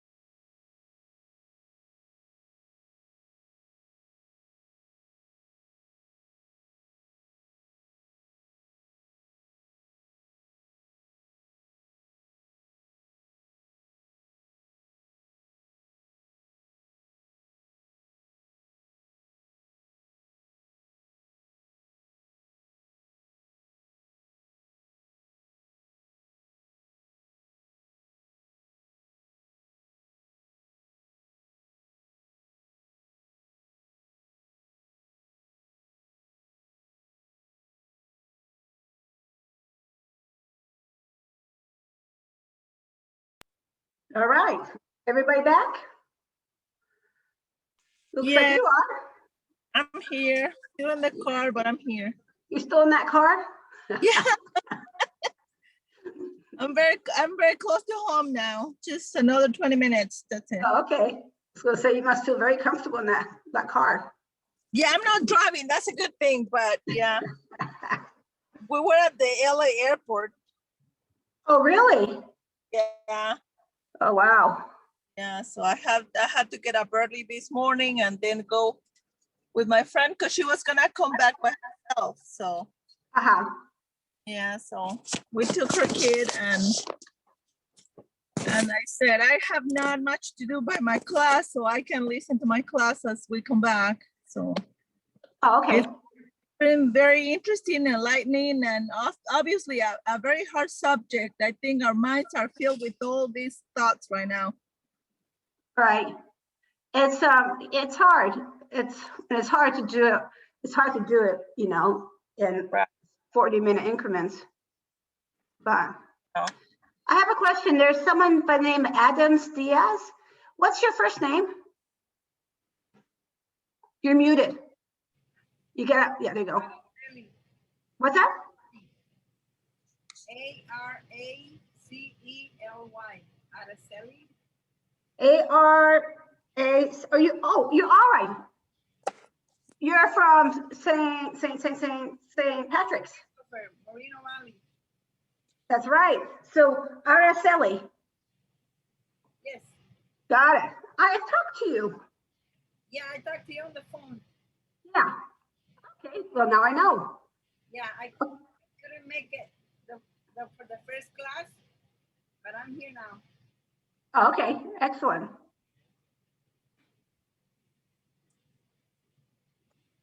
I'm glad. Okay, so you didn't come for the first one, so you and someone else who didn't come can make up at the same time. Okay. That's me, Carlos Avila. I didn't come to the first one. Neither did I. Maria McAfee as well. Who? Maria. Maria, that's right. Okay, sounds good. Well, we got 3 people now.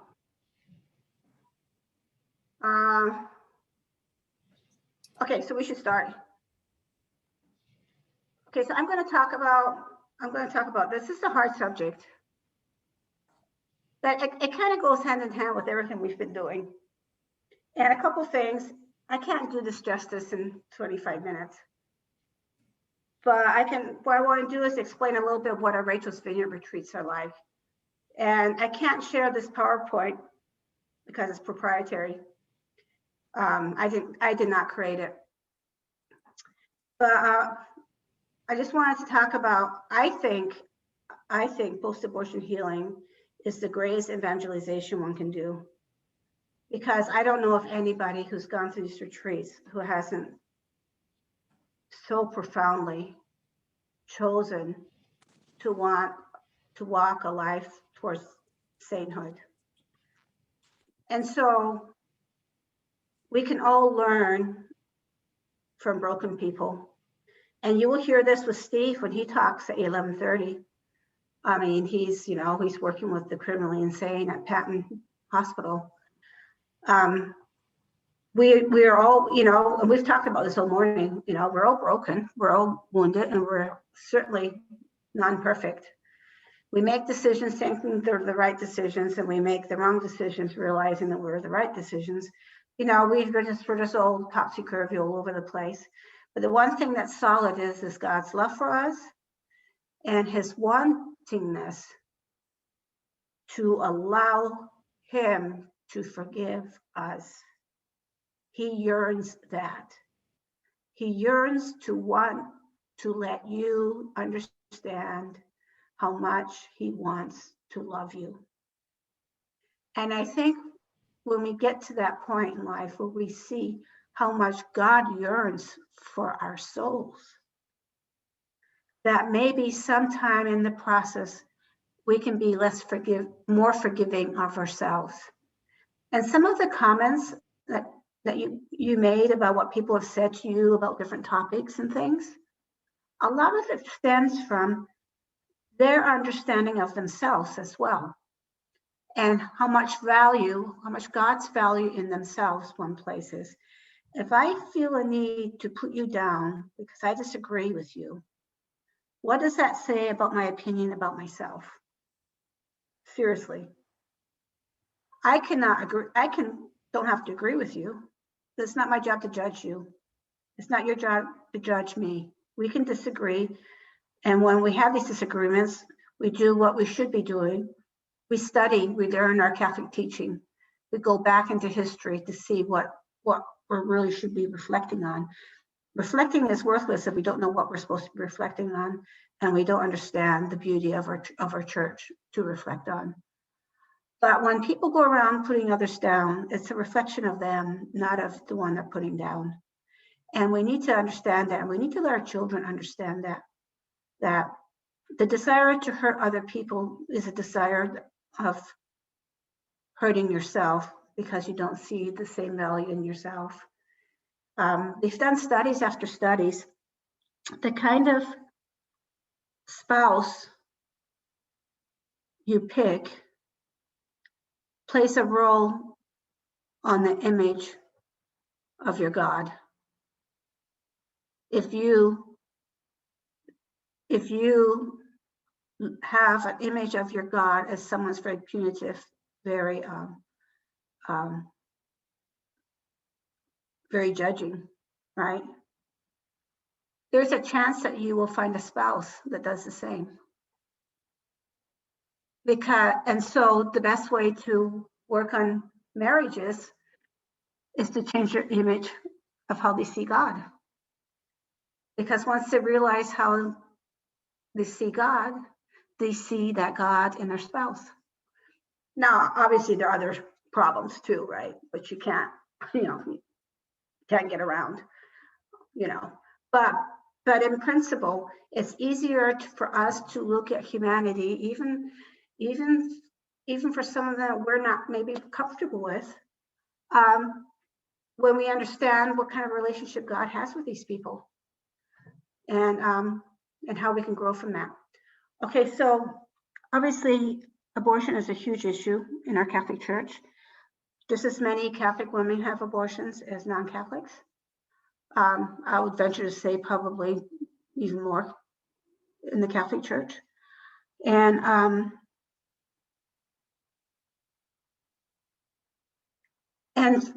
some walk away thinking it was the best decision they ever made, and they promote it everywhere they go. Some just go through the forbidden grief and stay in silence and suffer alone. And some, their life falls apart, and it's not until their life has fallen apart and they've gone through one bad relationship after the other where they seek help. And it's those people that we see on these retreats. And so abortion is a physical, a psychological, emotional, and spiritual pain. And in order for someone to find healing, we have to address all areas of it. And which is what these retreats are, because they were developed by psychotherapist who was a devout Catholic. And so that's, she realized when she was doing therapy, one-on-one therapy in her office, that she wasn't reaching them. She could only talk to them verbally, but she couldn't get the information to sink in.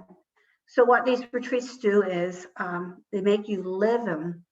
So you're living them cognitively, spiritually, emotionally, creatively. And during they're very, very difficult retreats. We don't get any sleep for 40 hours, no sleep at all. But the participants do. But they're usually walking around at 3 a.m. because they've gotten another vision, and they walk into the chapel to have a little cup of tea with Jesus. So, but it's important to know that one reason why this pain is so deep is because when we get pregnant, part of the baby's DNA ends up in their bodies, in our brain. And so, so we're carrying this with us physiologically. So it's not something you can just ignore. The reason why men are hurt so bad by this is because in their DNA is the primal desire to protect. And that gets violated, even if it was their choice, particularly if it was their choice. It gets violated when they have no choice and they couldn't protect. And it gets violated when it was their choice, because this primate instinctual thing has been violated. So abortion violates everybody. It violates children who feel, why was I born and my sibling not? You know, this was just a chance, you know, a cosmos chance that I was conceived at a better time. And so it affects so many areas of us. Someone once told me that she thinks the reason why assisted suicide was so prominent is because just like many parents picked and choose and didn't want to take care of the children that they became pregnant with, kids don't want to take care of their parents, and parents don't expect it because of them. And again, this could all be unintentional, this could be instinctual. But again, when you violate natural law, and we talked about Aquinas, when you actually violate the natural law and create human laws that violate natural law, you hurt naturally. I mean, that makes sense, right? Because you're violating yourself naturally. And so what these retreats do is try to reverse it in the most possible way. These retreats are all over the world. They are in, I don't know, can't remember anymore, 40, 50 different countries, 35 different languages. Their biggest endorsement came from Mother Teresa. Mother Teresa and Dr. Teresa Bork became friends. Mother Teresa would say to Teresa, we have a lot in common. Just as I work in the trenches of Calcutta, you're working in the trenches of the soul. And so Mother Teresa would send her letters, and she wrote letters for Teresa to give us as volunteers as a source of encouragement. Like I said, I haven't found something that is more beautiful, and it made me a better parent for sure. I made sure that my standards of my children were never so high that they would be afraid to come home. And because of those retreats, I made sure that whatever I said in my actions or my lack of actions would never make them think that I couldn't love them because of something they did. And that changed my parenting. I still was strict, and I still had discipline. I still had, order, but it changed everything because they became unconditional love. And even though each parent tries that, it wasn't until, and I certainly always tried that. My mom always tried it. I mean, if I had anything good about my mothering, I got it from my mother. And I like to think my daughter got some of it from me. But what this retreats did, and to look at some of the wounded people, was make it intentional. It became intentional in everything I said and did with them. So, so I have my team, everybody has grown spiritually so much by reaching out to people who are so wounded. And what we found, particularly in our diocese, is the number of sex trafficking victims, domestic violence, things like that.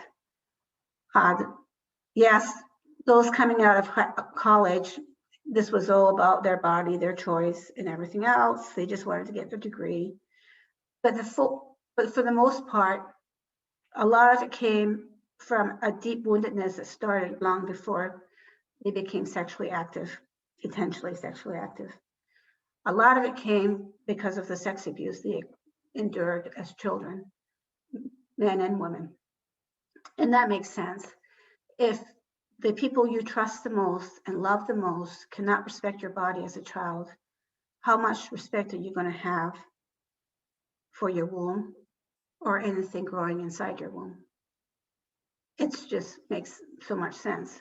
So if we want to combat abortion, we have to combat a lot of things. So we have to combat sex abuse among children, because almost every person going through our retreats, and we did 47 retreats before the pandemic, had been sexually abused at some point by someone they trusted. That's terrible. That's really, really terrible. So again, back to judging. Thank God we're not allowed to judge, right? We don't know what's happening in people's lives. We have no idea. We don't know what's happening in people's marriages. I remember this one woman, I was saying to somebody, why is she, and I was really new at it at the time, 2 decades ago, I go, why does she keep getting pregnant? And the lady looked at me and I'm like, oh my God. And it hit me. You know, she was just perpetually raped in her marriage. So that's how he kept her intact. As long as she was pregnant, she wouldn't run away. We've gone to court, particularly in Spanish. We've gotten, we call it emergency visas, because we knew that her children wouldn't be safe if she went back home. You know, things like that. It's amazing what comes out of these. And so then you wonder, how did they get there in the first place? How did they get to these retreats in the first place? I have no idea. Sometimes it's just grandma who goes to church still and got the bulletin announcement, and then goes up to a friend, goes, say, Mija, you know, I don't know what's going on in your life, but you might want to try this, right? Without being intrusive. And sure enough, grandma got her there. I mean, it's hard, it's who knows? We've had men come and say, I met the love of my life. I'm getting married. I can't bring this into my marriage. We're like, good. A lot of them are getting from priests who refuse to marry them. They absolutely refuse to marry them until they go through Rachel's Variant Retreat. Because what abortion does is it rips you of your maternal and paternal identity. Because we don't realize is you were a mom and you were a dad before you had the abortion, even though the baby wasn't born yet. And what the abortion did was strip you of that. How does that affect how you raise other children? When you get pregnant with the child you want and you've been stripped of this maternal identity, it has an effect the way you raise your children. You either become super protective or you become, it's extremes. Like I think one of you said, I think it was Diana said about everything, why is everything black and white, right? Why do you have to be the best mom ever in the entire world over everybody else? Or why do you have to be a neglectful one? Why can't you just be one that just tries every day to do your best? It's because you're stuck on something you have not found healing with. And I didn't know this at the time, but when I used to be like a room mom in my kids' elementary schools, and I swear some of these moms were like Nazis, where if they got a B, they would thrash the teachers. And I'm like, what is this? It wasn't until after maybe the 20th retreat, it hit me. These kids are part of their identity. They don't get the right to fail. This is all they have. And then you got the mom who, you know, you look at her life, it's probably somewhat a mess, but she feels good about herself. And her son comes home with a B and she goes, wow, that's pretty good. Maybe you can get a little better next time, but that is pretty good, right? So why are we as human beings like that? And so this has a huge effect on everything in life. It's generational. It's a generational wound. Okay, so I'm going to go really quick. So the premises are hope that is in Christ. The past need not stay in the present or dictate the future. And then the gospel of life again always goes back to this. Each human being is unique, unrepeatable, and infinitely precious to God. In becoming man and by his death on the cross, Jesus showed us the incomparable value of human life, making his human life the instrument of the salvation of all humanity.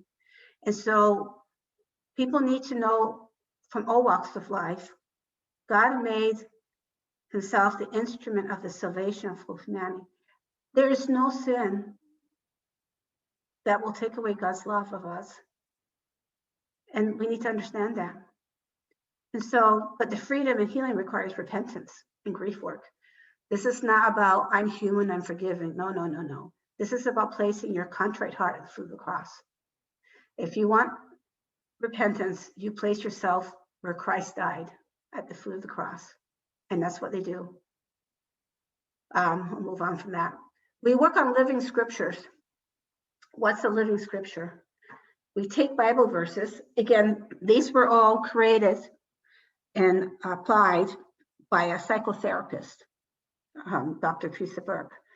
So she handpicked these scriptures specifically because they work for the psyche.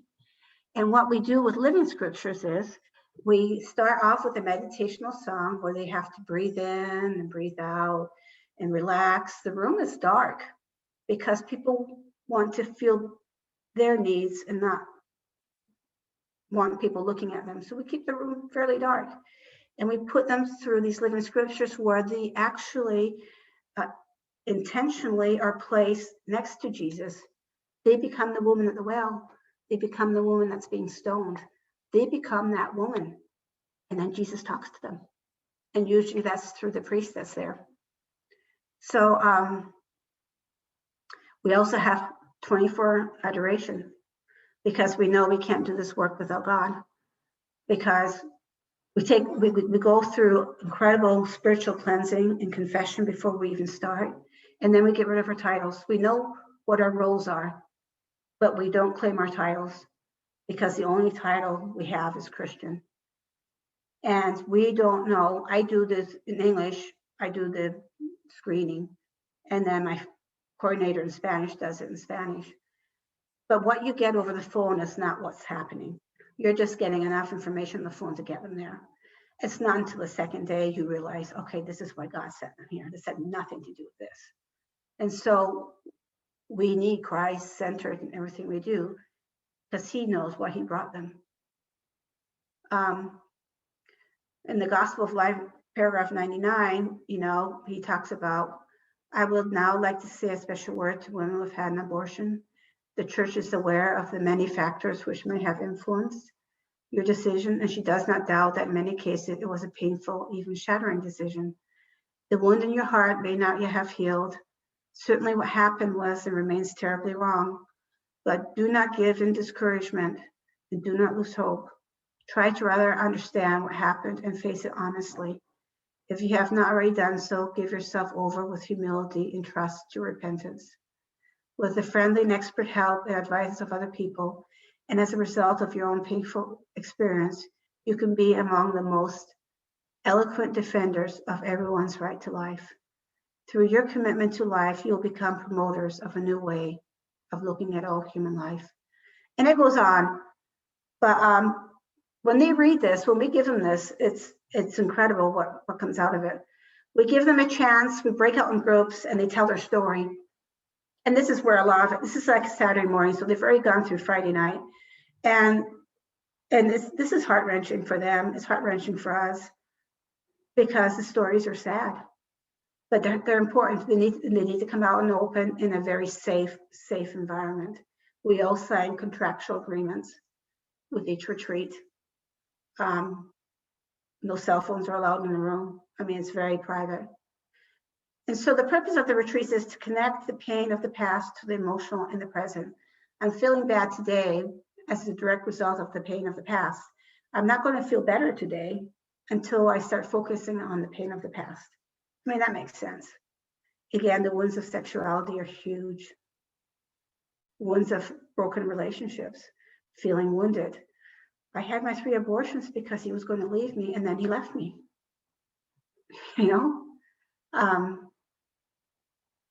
Relationship to self, shame and self-hatred, self-destructive habits, cutting. Now with the RU46 pill, we see a lot of eating disorders because that particular pill is very bad because they become the abortionist and the abortion victim at the same time. When they go to a clinic, in their own little way of justifying, they can always blame the abortionist. He could have stopped. He didn't have to do it, right? But when you swallow the pill, you are the abortionist and you are the abortion victim. You're both. And you did it with something you swallowed. So if you're very traumatized and you swallowed something, what's the best way? You stop swallowing. and you stop eating and you become anorexic. And so anorexia nervosa has gone way up ever since we've had the RU46 pill. And then it becomes life-threatening. She may also believe that she herself is fundamentally flawed and unworthy and unredeemable. Damage in relationship with God is huge. Relationship with child, I told you how it separates your identity and affects your children that you have that are living, who have a right to have a healthy mom and dad. Wounds with the father, wounds with the mother, wounds with the church. We always blame the church. Why didn't they tell me from the pulpit? They talk about everything else. One woman said to me, my abortion was so much worse than the sex abuse of priests. I go, why would you say that? She goes, because I went to mass and that's all we talked about was the sex abuse of priests and how the church needs to do better. They've never talked about my abortion. You know, that's not rational, but that's how she felt. So they're talking about sex abuse because it was a crisis in the church. But they should be talking about abortion and the healing that we can get. So she feels safe at the church. Maternal identity, the woman who touched Jesus' cloak to find healing. We have a talit, which is what the cloak could have looked like, with the colors of the Israeli flag and the gold of pureness. And so we have them touch that cloak as they verbalize where they want their healing. For me, that is the most difficult thing for me to do as a facilitator. And she touches the cloak and he says, daughter, your faith has saved you. Go in peace. Then there's the anger work, express hurt, validate pain, respond to validation, apologize, ask for forgiveness, accept apology, affirm, and reconciliation. Those are the steps for anger management. And then we go through this process of, Lord Jesus, I accept your living water. I'm accepting you, the Holy Spirit, into my life. Rise up, shrill in the night at the beginning of every watch. Pour out your heart like water in the presence of the Lord. Lift up your hands to him for the lives of your little ones. Again, this happens now, usually at 8 o'clock on Saturday after they've been up since 6 in the morning. And then they name their children. Because on Friday, they're not able to name their children, not able to accept that they had these abortions. They're just angry and they have to go through that. Then they go through the anger management. They tell their stories, they write it down, they write a letter to someone they're angry. And it's not until later that they start getting their maternal identity back and paternal identity back. Once they get that, they realize they have children in heaven. And now they need to name them. And now the bond between the child in heaven and them connects. And when that connects, and the understanding that their children are not angry at them, and God's not angry at them anymore, it's beautiful. Because what they understand now is, I have a chance for everlasting life, because I'm now part of that living water. And if I have a chance for everlasting life, I need to work so hard on learning my faith better, because I want to know who this beautiful guy in the sky is that has just turned my life around, and build a relationship between me and my child. Because once you have a relationship with a child in heaven, their relationship with their children on earth completely changes. It becomes whole. And so we put them through a meditative thing where they imagine what their children are doing in heaven. And then they write letters to their children, letters of apology. Now they're ready for reconciliation, where they can actually confess their life as they now truly understand what it was, and seriously take amends in the redemptive spirit. It's the best confession ever. Priests love this part because they're watching overhaul of their soul right in front of them. And then we actually do a memorial, just like you would if you had lost a child that had been born. We do a memorial service, we do a eulogy, and then we have a mass of entrustment, which is beautiful. This is Sunday morning, where they are now completely at peace, connected with God and their child. And it's a beautiful retreat system. And like I said, something like this would not be the largest retreat system in the entire world and in so many different languages if it wasn't God inspired, right? We talk very highly of it, but none of us created it. We're just licensed to be part of it. And we have to go through a lot of clinical training to be able to do this. But the inspiration came from God, which is what Mother Teresa told her in the first place, right? Working the trenches of the soul. So this is old data. It's in 6 continents. It's in 35 different languages now. And it's just growing all over the globe. So it's really beautiful. Anyway, do you have any questions? Because we're right on target for Steve to now jump in. No, you're muted though.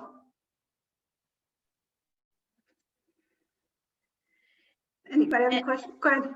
May I ask, I would imagine that you don't have everyone involved has to have experienced abortion themselves, right? I'm sure some of them have and they become a part of the team. But is this something where they're on looking for people to help with a retreat like that? Well, there's many different areas to help, you know, because we make our own foods. We do beautiful little tchotchkes to go with each exercise that they take with them. And when they have down days, they bring them out. When you go to someone's house that's been to a retreat, you can see their little beautiful box. It's got a very dominant place. So for the most part, those who have worked directly have been hurt, either themselves or by a child that had an abortion or the siblings that they lost. They have a connection to that. And the reason for that is unless you can truly understand raw pain, it's difficult to let go when you see other people's pain. Our natural instinct is to want to fix, and you can't fix it. And when they're looking terrified, you have to understand that God is working with them so closely. And so for all this, but we do have people who work inside who have never had these experiences. Everybody has to live the retreat no matter what. And you have to find something. You have to find something that is, regardless if someone else thought that was irrelevant, that was very painful to you, that you played a role in. Simply because you have to experience God's forgiveness in order for you to accept the experience that they're going through. So I hope that answers the question. With that said, it takes a special kind of person to do this. And if they weren't broken from this, they were pretty broken from something else. And that's what makes it so unique. We can't overtalk anybody. We can't, because we're all a mess. We're just one big wounded mess that everybody is just like, and God's just going, I found my best friends in this horrible woundedness. I remember saying to this priest once, I went through a list of people who were coming and there were so many horrible pathologies. I remember saying to him, I think I really screwed up. I mean, I turned pale. He goes, why did you screw up? I go, look at what we're getting. I go, I don't know how we're going to handle this. And he just smiled and goes, you know, Mary, I think God brought his best friends this time. So just to put that into perspective. But anyway, okay, so I don't know if you see, but Steve's here and I've got to give him his space. Hi, Steve. Hey, Mary, how you doing? I'm doing well. Good to see you. I've been talking about you for the last 2 weekends. Okay. About, you know, the work you do. Just to introduce you, Steve Gomez used to work for our department under Restorative Justice. And now you're the chaplain, right, for Patton Hospital? Patton Hospital. Talk about taking special personalities. Yeah. Talk about everybody having to recognize their brokenness in order to really understand what brokenness really looks like, you know? Right. It's hard work. It's not something most people can do. And so, but Steve's been doing this for a very long time and he thrives doing it. And it's, we're all blessed to have someone like Steve in our diocese. So without further ado, Thanks, Mary. Would you like to start? Sure. Hello, everybody. So yeah, before Patton, I was over in the diocese with the Office of Restorative Justice, and they work with all the people affected by crime, victims and their families, and the incarcerated and their families. And before that, for many years, I was a chaplain at different jails or prisons or youth facilities, as well as a volunteer for many years. So without further ado, so this is a very timely topic of the death penalty, and I realize one that could be sometimes kind of controversial, very much in the news within our society, but also definitely at the forefront of sometimes discussions within the church. So rather than just saying something's wrong or obviously wrong or things like that, I mean, we'll kind of go as to why, go way back. And so we start off with scripture, and the basis for everything we'll kind of say today, right, is again, just like we say with any life issue, is the dignity of human life, right? So God creating human beings to be like himself, the image and likeness, right? As someone said, perhaps we could grow in our likeness to God or become less like in the likeness of God, but the image doesn't change. We don't lose that, right? That's the very breath of God within us, in our souls, right? So that's going to be the basis for everything, and that we believe that can't be lost, as we'll see in some testimonies. I saw some recently, Father Greg Boyle, but also a friend Paul Stroop, and sometimes we'll address that question of, or just like me with the work I've done, have you ever met somebody who you just felt was evil or something like that? And oftentimes people will say yes, but Father Greg and my friend Paul, and sometimes others I've heard will say, at one time maybe I thought, but then no, even that person, I discovered that the light of God within them. So no, I don't believe that any person has completely lost that human dignity, or I could say, oh, that's an evil person. Okay. So in the Old Testament, we know, God put the mark on Cain. Cain was worried that he would be killed after he killed his brother, and God put that mark on Cain, they wouldn't be killed. We have the commandment, thou shalt not kill, but we all know there's a lot of other things in the Hebrew scriptures, the Old Testament, that maybe could point to justified, violence or killing. One example, the eye for the eye, tooth for a tooth. Many theologians, or some theologians would say that's actually in context was meant to limit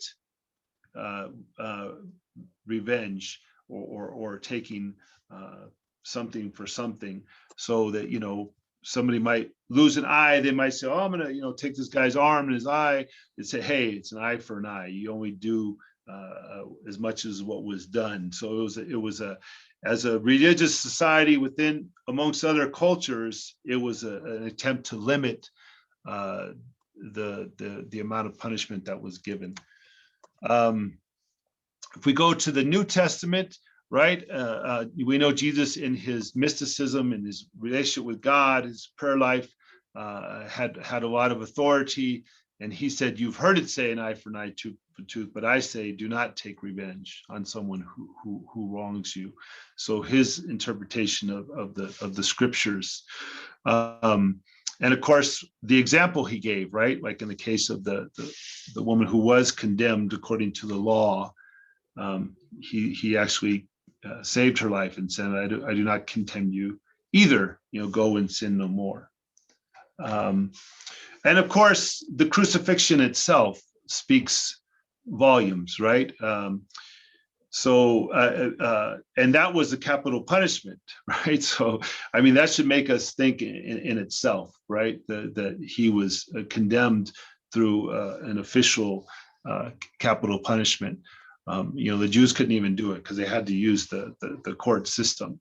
But he did it, forgiving those, right? And part of that concept is, one of the things we say in restorative justice is hurt people, Mary was just talking about the wounds, right? Broken, right? Broken people break people. It's not to justify or excuse what they do, but if we understand that, we could better help them, right? We could better reach them.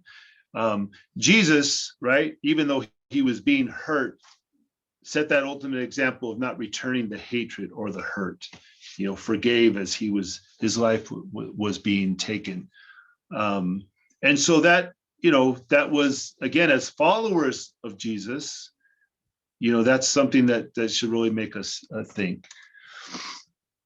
Okay, this we'll get to towards the end. This was the original catechism, actually the updated one in 97, right? The modern one came out in 92, and then in 97. So this is Pope John Paul II. So it's recognizing that in the tradition of the church throughout throughout history, right, that the church didn't oppose, right? If the death penalty was needed, right, it didn't oppose that. However, right, it recognized that only if there was a need to defend society, to defend itself against that person. But they didn't have the modern institutions where they were able to keep somebody locked up. But here, with John Paul, based on his document, he says today, in fact, as a consequence of the possibilities which the state has for preventing crime by rendering one who has committed an offense incapable of doing harm, without definitely taking away from him the possibility of redeeming himself, the cases which the execution of the offender almost is an absolute necessity are very rare, if not non-existent. So this was John Paul kind of saying, not taking a step of, saying he was fully against the death penalty, but saying really it's the circumstances where it would be needed really can't be found too much. A lot of people put this modern change of the catechism against on Francis and say, oh, Francis did this and who is he to change it? But really these changes came about. We see this with John Paul, we see this with Vatican II, we see it in Benedict. Here's Benedict saying, I draw the attention of society's leaders to the need to make every effort to eliminate the death penalty. Okay. John Paul, we already saw that. We saw the example of him forgiving the man who tried to take his life, right? And again, saying what we said at the beginning, a sign of hope is the increasing recognition that the dignity of human life must never be taken away, even in the case of someone who has done great evil. Okay. Okay, and then of course with Pope Francis, if you remember, if you were listening or you heard it, his address to Congress when he came here in 2015, and it was actually one of the issues that he highlighted, besides immigration and the climate change and abortion, made a big plug on the death penalty, and is saying that he had always advocated, right, for the abolition of the death penalty. I'm convinced that this is the best way, since every life is sacred and every human person is endowed with inalienable dignity. Okay, and then to the death penalty conference, he said, it is an offense to the inviolability of life and to the dignity of every person. It likewise contradicts God's plan for the individual and society and his merciful justice. Okay, and he says it does not render justice to victim, but instead fosters vengeance. Okay, we see, I'm going to go a little bit quicker in some of these. We see the bishops coming out, they're talking about the consistent ethic of life, what we talk about from the womb to the tomb, right? Whether it's abortion, euthanasia, whatever it might be, right? And death penalty is included with this. We believe that those who are guilty even of the most heinous crimes are still sacred in the eyes of our loving God, who embraces all sinners as sons and daughters. Okay.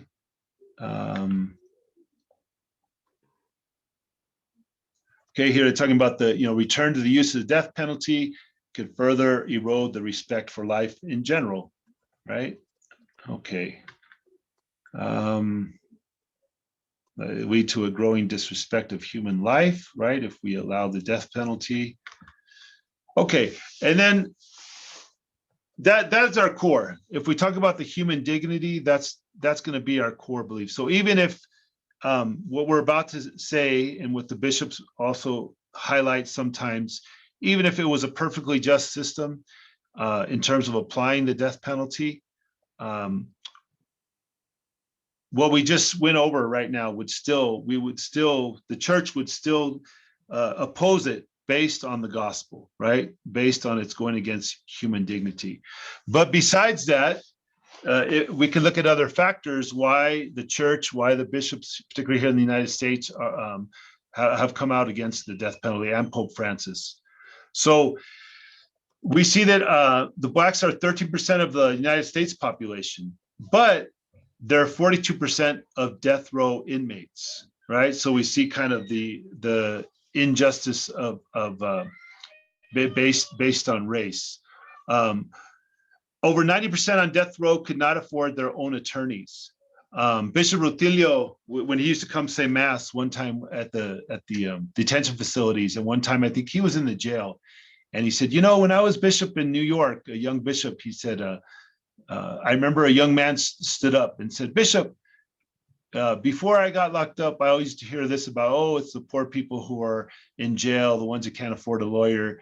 And he goes, and you know, I always believe that. He goes, but now that I'm here and I've been here for a while, he goes, I see that that's true. And they all started to laugh. But, you know, referring to the point that oftentimes, if like myself working there, or a person who's inside would see people with private lawyers who would, you know, be able to get a lesser sentence, or be able to, in some ways, would often do better in some way with their case, and the ones with public attorneys didn't do as well. Okay, we see, and we'll highlight this again later, but we see that the death penalty not only is split, we see that in California in the general population, but we see that among Catholics.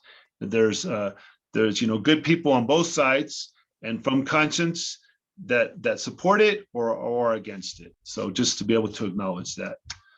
Okay, in California, speaking of California, and the reason we do that is that it's something that's been on the ballot, as some of you are aware, the last couple elections, right? There's only been 13 case, I mean, that they've done the capital punishment since 1976, but we do have a lot of people on death row, currently 711. That's actually, you know, you hear a lot about nowadays about Florida and Texas.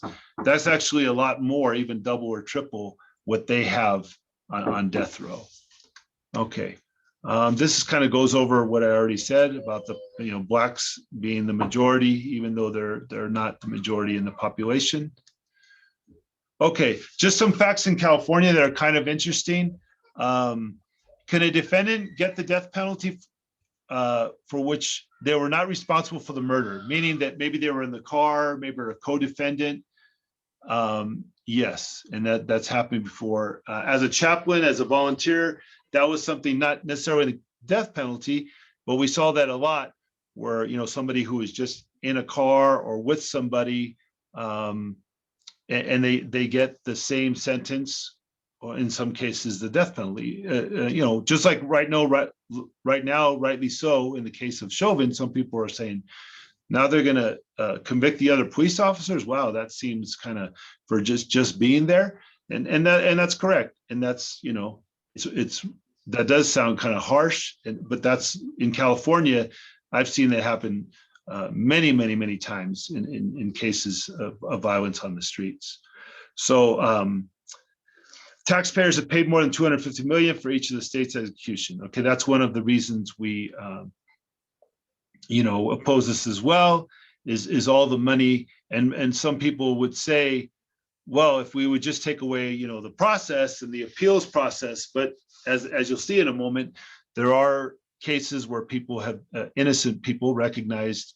Now that we have DNA evidence, we recognize that some people have gone to have they've used a capital punishment and later on found to be innocent. And just to recognize that Riverside is the leading county, it's from our diocese, Riverside, for condemning people to the death penalty. So, and that was more with the previous DA, who was a Catholic as well, but they sought the death penalty a lot. Okay, other reasons to oppose. The staggering cost. There is not evidence, right, that shows a relationship between using the death penalty and a decline, for example, in murders, right? It actually speaks to the despair of people, that when they've used it more, sometimes they see crime go up. And so the fact that you would have people who wouldn't, that wouldn't even make them think twice about it. Innocent people have been convicted. We'll talk about that more in a moment. We already said that race plays a role. It's applied at random. What does that mean? You have cases of people that maybe took many lives, and maybe young people, sometimes children or whatever it may be, and they don't receive the death penalty. They receive life without parole. And yet you have other cases where some of them that do, you see, oh, they took the life of one person. So sometimes you think, oh, it's just the worst cases, but if you examine that, you see that not to be true. Almost every religion opposes it, like, Islam, Christianity, Judaism. Countries, there's 14 countries that use it, and they're, some of them are notorious human rights abusers. For example, like Iran and China. So we're in company, Indonesia, we're in company with those countries. Most other countries have outlawed it. The millions could be spent to use for the victims' families, for their children's. Bad lawyers are a persistent problem. We'll see that in a moment. And then life without parole is a sensible alternative. As Pope John Paul was saying, Pope Francis, we have the means to, the supermax prisons, to incarcerate somebody for life. Okay, with all those arguments, and I'll slow down here, we could still say, somebody could still say, again, the Catholic vote is split. So somebody might say, maybe while I was talking, say, have other statistics or maybe other passages of the Bible, and might disagree with some of those arguments. So what we did in 2016, when the election was up, we said, well, how could we, if we present these, people are going to think how they think. What can we do to help people to maybe reflect more? And so what we did was bring in 5 people and to talk about their experience. Because somebody might say to me, you're talking this, but saying this right now, but if your daughter was killed, then you would think differently. So we invited these people to come into the pastoral center here in San Bernardino and to give their testimony. So if you see on the bottom left, Cheryl, let me see if I have the, oh, I don't have the, okay. So Cheryl, his son, who I taught, he was murdered, and he's a Muslim, and he came and he said, I love my son. He was my only son. He had just graduated. Like I said, I taught him in a Catholic school, and he was about to go to college, and he was at a party, and they shot him. More than likely, mistaken identity. And he was, at that time during the election, trying to spread out the word that he was not, even with that, he wasn't in favor of the death penalty for those that killed his son. And he was saying that, he goes, I have a hard job because I work in the inner city. And you would think maybe in the inner city that people would be against it. You would think, oh, because people have family members locked up, or they'd be anti, system. He goes, but they're mainly in favor of it. And they vote in favor. And he goes, why? He goes, because what type of environment is it in the inner city? It's an eye for an eye, right? People understand that. You do something to me, I'm going to do something to you. So they get the death penalty and they support it. And so because of that, he was trying to get the word out that even though he lost his son, he was against it. Sister Terry on the upper left, she lost her mother and her brother to homicide. Her brother was a police officer.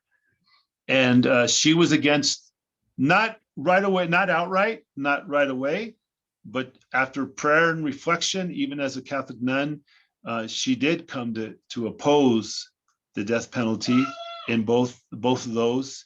And in the case of her brother, it was a very hard situation.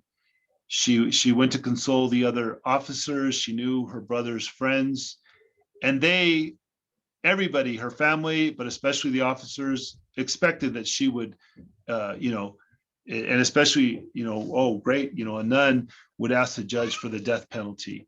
And she prayed, and she prepared her statement, and she said she's a sister of the precious blood of Jesus. And she came out and said, as somebody who sees that Jesus, spilled his blood for everyone, for all people, she goes, I can't ask for this. I oppose the death penalty for those that killed my brother. And and it was a hard thing, and people were upset. But she did that from her faith. So currently, she's a chaplain at the hospital, St. Bernardino. If you see on your right, Fernando and then Gloria. Gloria was on the English panel, and then Fernando came and spoke to our Spanish class, CMFP, and they were two people who were convicted, were innocent, were both helped out by the Innocence Project. You've probably seen on the news. I happen to sometimes it's so common nowadays because of DNA, where you see somebody released from prison, often through the help of the Innocence Project, after sometimes 15, 18, 25 years, and because they were able to, show some defect in the case and show that they didn't do it. And that was a case where these two people, so it wasn't just talking about it, they came to talk about it. And Gloria got out after 15 or 20 years, and she does a lot of work against the death penalty because they were trying to give her the death penalty. And then, of course, Fernando, crazy story. He was in Bell, regular teenager.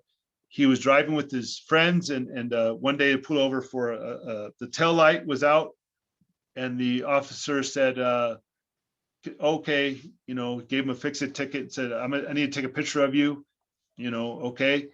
And then went out his way. A couple years later, because of that picture, somebody picked him out of a lineup and said he was the one who had murdered somebody. And he had an alibi. He was with his dad that night. His dad, an immigrant, a worker, what didn't believe the father. And he was convicted and did about 18 years. And the Innocence Project was able to get him out. And he came and spoke to us about that experience. And and we know that that's happened in the case of the death penalty, where later on somebody else has confessed to it, or through DNA they were, they found out that they had put innocent people to death. So, and then perhaps one of the most important ones was the gentleman in the middle, Richard Mexico. His wife came, Martha, and she spoke. Now, Richard Mexico, he was convicted of a double murder. He was from Compton, and he was going to be put to death, very close to it. And Governor Brown, not the last one, but his father, did a moratorium on the death penalty and commuted all the sentences to life without the possibility of parole. Now, Richard was in Chino. Sister Elizabeth was walking the tiers, and she put a little prayer card underneath, Cardinal Newman, the mission of my life. And he kind of read it, looked at it, talked about, no person's a throwaway, everybody has a mission. And he laughed and said, sister, they're going to kill me, and didn't really make anything of it. And then when that happened, he's like, wow, he thought about it, he reread the prayer, and that man totally reformed his life. And Father Greg calls him a saint, and people that know him, in his funeral, many people came and testified how much he helped them and things like that. So a great, great man. He raised his two sons from prison. His older son just graduated, from Yale. His other son, Peter's studying. A great father, faithful husband, a man of great prayer in the prison, and started CGA, Criminals and Gangs Anonymous. And so his wife gave the testimony. And this would have been a man who had not the moratorium happened, would have been put to death. So his wife spoke, and goes to what Pope John Paul and Francis were talking about, the dignity of the person and the possibility of reform. Okay, so you'll have the slide presentation, so you can kind of go over some of these slides. We know that the death penalty, the last two elections, lost by very little. The general population was split, and the Catholic vote was split. Okay.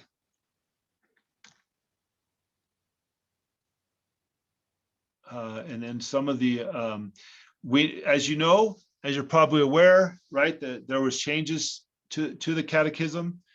And kind of this bottom line is perhaps the most important, or what's the second paragraph, because it says, today, however, there is increasing awareness that the dignity of the person is not lost even after the commission of very serious crimes. So this is general recognition, right? In addition, new understandings has emerged of the significance of penal sanctions imposed by the state. And so on the bottom, it says, consequently, the church teaches in the light of the gospel that the death penalty is inadmissible because it is an attack on the inviolability and the dignity of persons, and she works with determination and it's for its abolition worldwide. So really coming out now, the catechism against the death penalty, whereas before it said, in some cases it could be okay. Here it's coming out completely as of 2018. Okay. Okay, just a little. Somebody else came out with a letter. If you look at that last paragraph, reason for the change include increasing effectiveness of detention systems, the growing understanding of unchanging dignity of the person, no matter what, and the possibility of conversion, like we just saw in the case of Richard Mexico. Okay.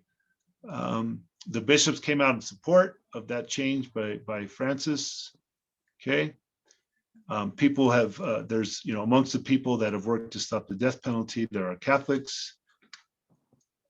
We know that, and again, I'm not promoting, I always get some flack. I'm not endorsing in any way Newsom, but I am recognizing that he did put a moratorium as Brown had on the death penalty. And he's, whereas he recognizes some of the injustices and you can see the reasons there, and you can look at later, he did that. And as in 2019, and as soon as he did that, they took out the electric chair there. And again, it's a moratorium, so that means he did not abolish it. He can't. He just put a moratorium on it. The abolishment, again, that's what they were voting on in the election. Okay. And again, the support, right, for this action by the governor, from the bishops, for that action, not an endorsement of the candidate. Okay.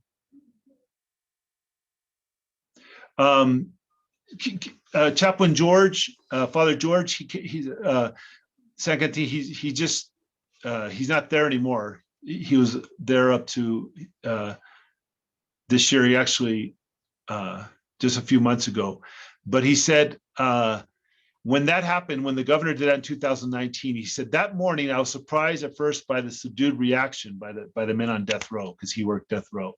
After years of uncertainty and resignation, they were grappling with a very unfamiliar feeling in the death house: hope.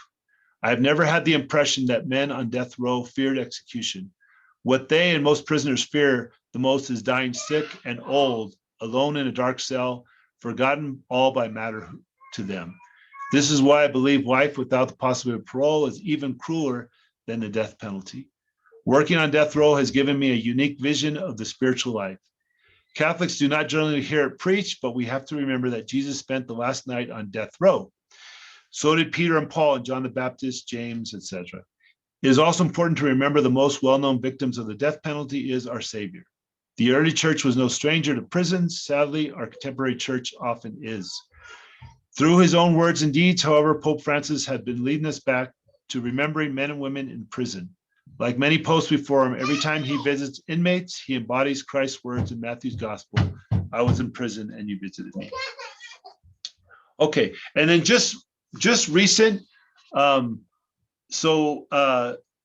latest on this would be that Colorado became the 22nd state last year to abolish the death penalty, and then Virginia this year, so the 23rd. So we see we're not even kind of at the half of states that do this, and we don't know if in California it'll come up again.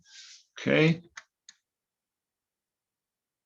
All right, a statement came out where they were asking President Donald Trump to put a moratorium while he was still in office, the U.S. bishops, and they were saying they were going to, if not, they were going to, calling on President-elect Biden to work against the death penalty. Every person is created in the image and likeness of God, and we encourage everyone to work to rid the death penalty from our state and federal laws to develop greater appreciation for the sacred dignity of every human life.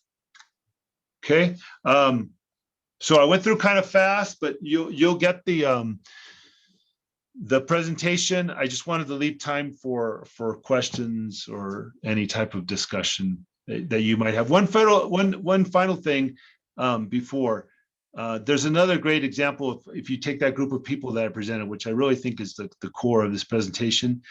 One other example would be Don Nelson, and he just came out in a documentary on Netflix. It was the documentary about the hillside strangler, Richard Ramirez, and his mother was killed by Richard Ramirez, and Don Nelson, he came to our victims retreat. Our office works with victims just as much as we work with the incarcerated and their families and the victims' families. And he came to our first retreat that we did for victims of family members of murder victims.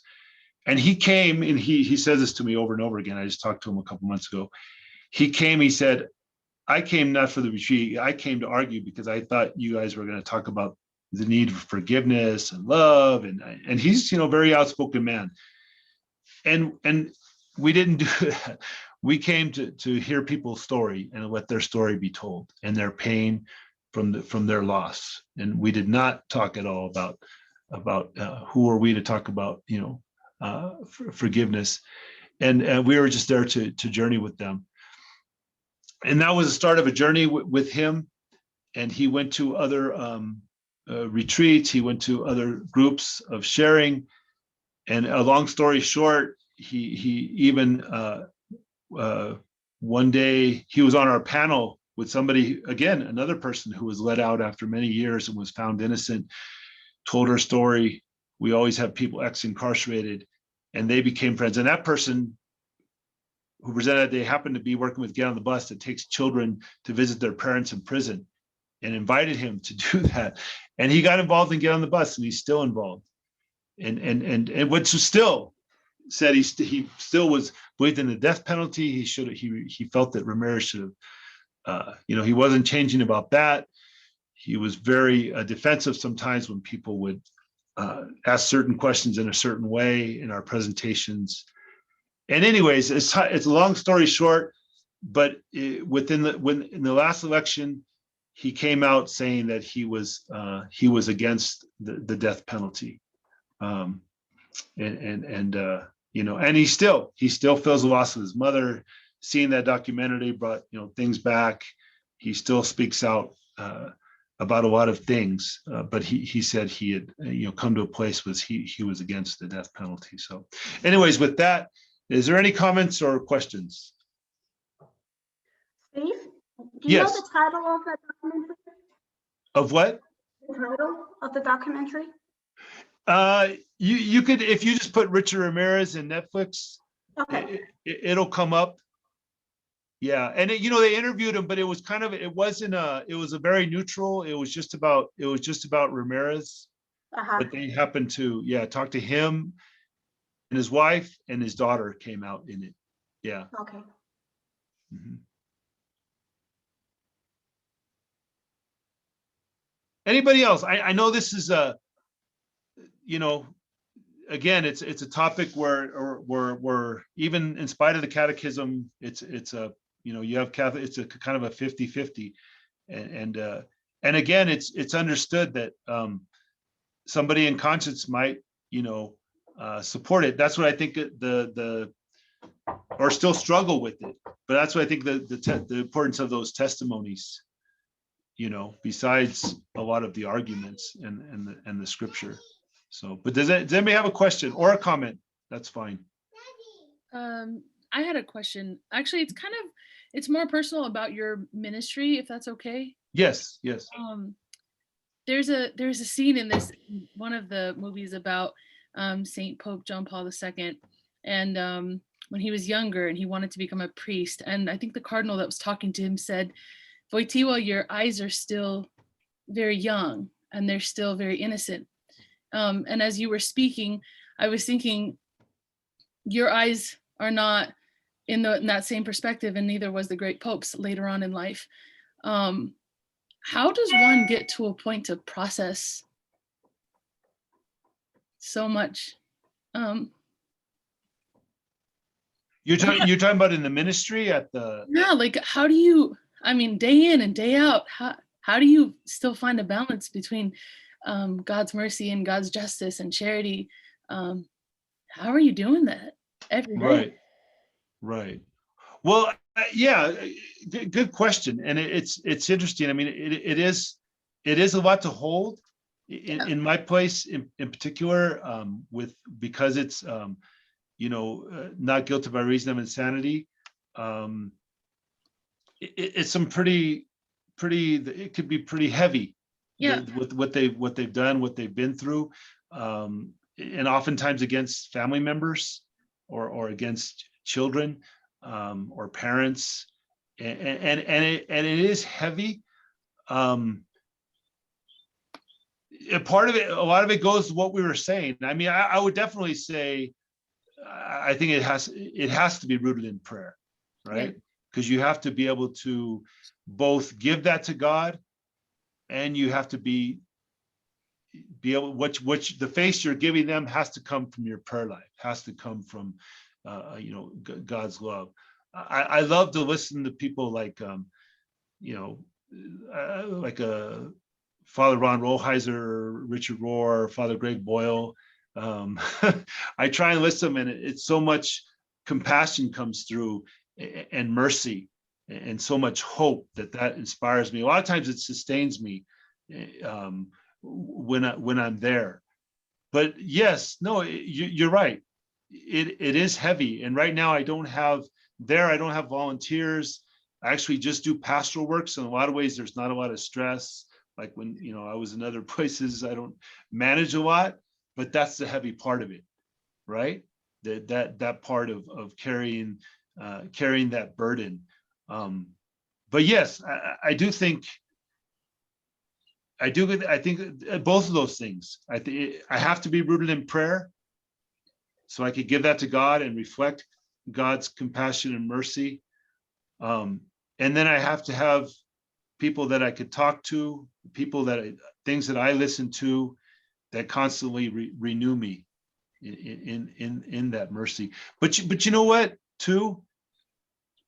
Kind of like Father Greg Boyle would say, too, at the same time that you're carrying their burden, that it's heavy, there's so much beauty. And that's what you're reflecting in them, that even in spite of what they've done, there's so much beauty that you're also constantly uplifted and inspired by that.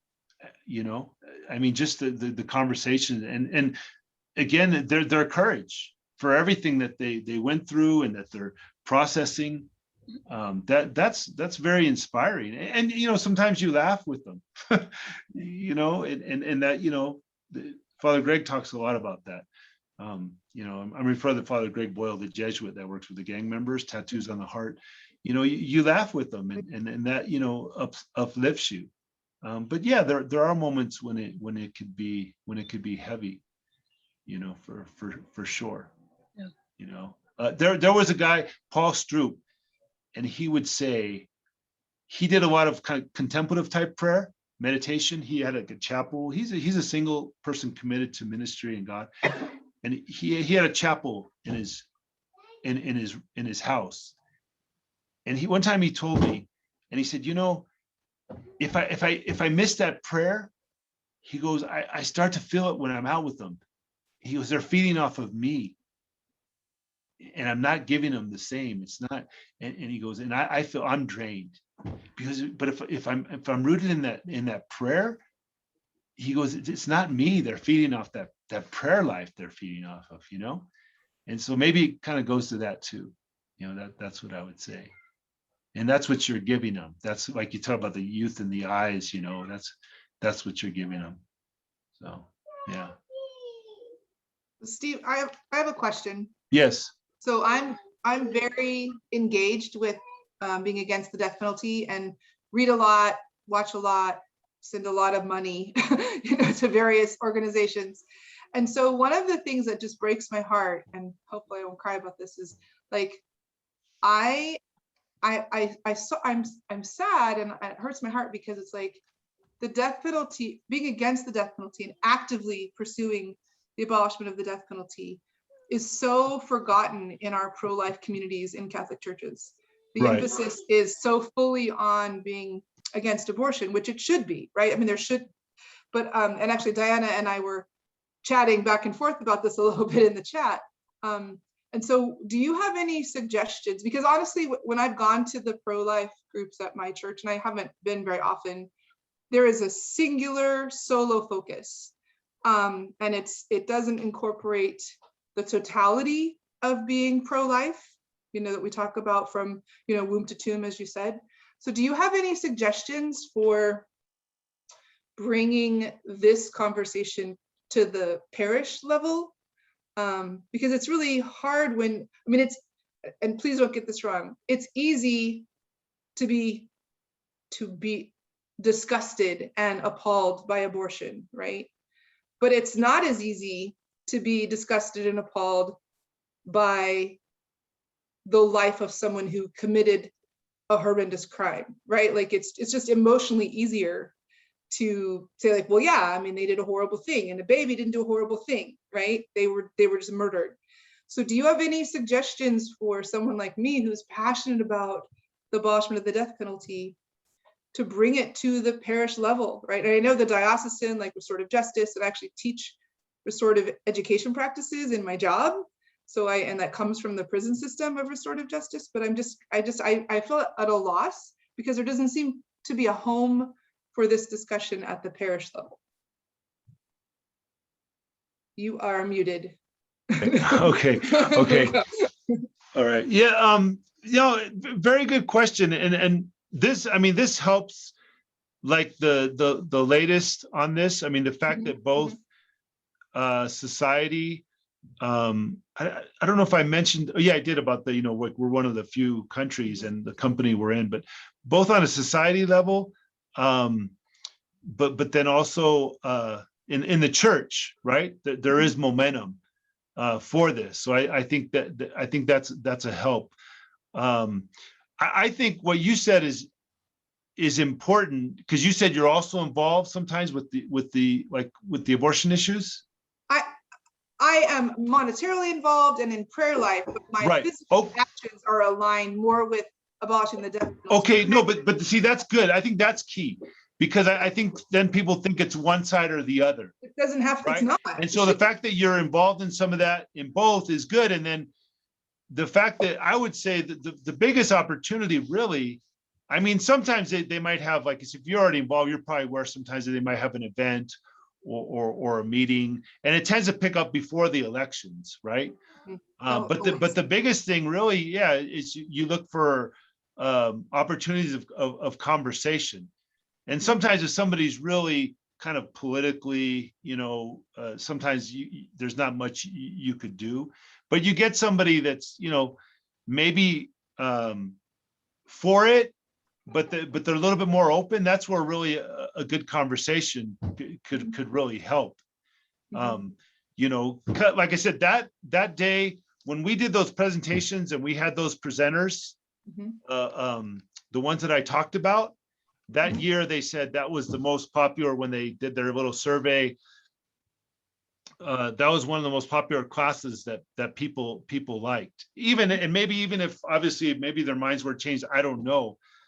But the fact that we had those people in person probably made people think, you know. So the more that you could, what's that? Go ahead. Because like Greg Boyle, I mean, he's a hero of mine, right. and he talks about how no one, and also so does Brian Stevenson, but they talk about like no one should be defined by the worst thing they've ever done. Right. Like, that's not someone's total humanity, and so I find it frustrating. And again, this I can even email you or talk to you about it later, but I find it frustrating that there doesn't seem as much of a place for being actively against the death penalty as there is. So yeah, conversations are huge, but do you have any suggestions for facilitating those conversations? Like, how do we get those conversations started? Right. Well, that actually, you just mentioned Father Greg. I mean, that's always an end too. His book, you know, it has two things. It has stories and it has theology, right? And yeah, and I think that's a great book if you ever like, hey, you know, tell somebody, hey, check out this book, you know. I mean, on one hand, you're supporting the homeboy industries, but that's a good book to get somebody to think, you know. Any one of his books. He's coming out with a fourth one now, but you know, or even sometimes some of his, I'll go up and I'll YouTube, I'll put his name and then I'll put this week, and he's always coming out with, you know, there's new stuff. But even sometimes I'll forward that to somebody. Okay. But that's a good one to give the book, and it could be a conversation starter. You know, his book. The more you're familiar, kind of like with those testimonies too. I know Richard Mexico is one because I was able to meet his brother, and I'm familiar with people that knew him. In a personal conversation, or Sister Cherry, you know, knowing her, the more you kind of be familiar with those, or if you go and if there's an event we used to do, or the restorative justice events at the diocese, when we used to present, you'll hear speakers, and you know, you could share those testimonies. Because I don't think people are familiar with those. You know, now I've heard so many testimonies, both in person and also, you know, seen them presented of people that just amazing stories of redemption or of forgiveness. You know, I had the privilege to know Jamie. She started Vogue, Victim Offenders Group, and she had been abducted. She was 9. And she was abducted, and with 2 other girls, and all these bad things happened to them. And then they were actually let go. And for many years, she was involved in advocating for harsher punishments and capital punishment. And one day, she wasn't feeling it. She was kind of saw a lot of politics in the movement. One day, she was invited to a prison to present to a group of all people abductors. And she said she was presenting her testimony because it was a group where they wanted them to identify through a proxy victim. And she said after the presentation, a guy came up to her and said, "Can I tell you something?" And she kind of like looked around at the guards, and she was like, "Oh my God," you know. And the guy says, you know, tough looking guy, and he says, "They took you because you were there." And then he repeated it, "They took you because you were there." And then she said, she understood that felt her searching for why her, and he was trying to give her an answer. And then she started this Vogue Victim Offenders Group, and it's a very intensive. These guys do work on everything that ever happened to them, everything they did, and at the end of this, these guys take full responsibility.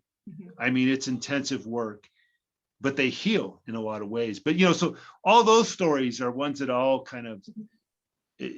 Once you, like even today, hearing this, right, things like this, and you get more information that you could share, you know, with people. And it's just, I think it's planting seeds. You know, like that's why I said the first half of the presentation, people might hear me and be dismissive, you know, but the more you could plant seeds, and again, the importance of, like you said, you're involved with all the movements, and people might see that and see you there and see that you're also against the death penalty, and that might speak to them, you know, and make them think, you know. So just the planting seeds, you know. But stay, you know, like I said, stay in touch with those, and we're away from an election, so it's not gonna, at least for California, you know. So but that's when it tends to really heat up. But I would, again, the most important thing are, yeah, personal conversations, you know. Thank you, Steve. So.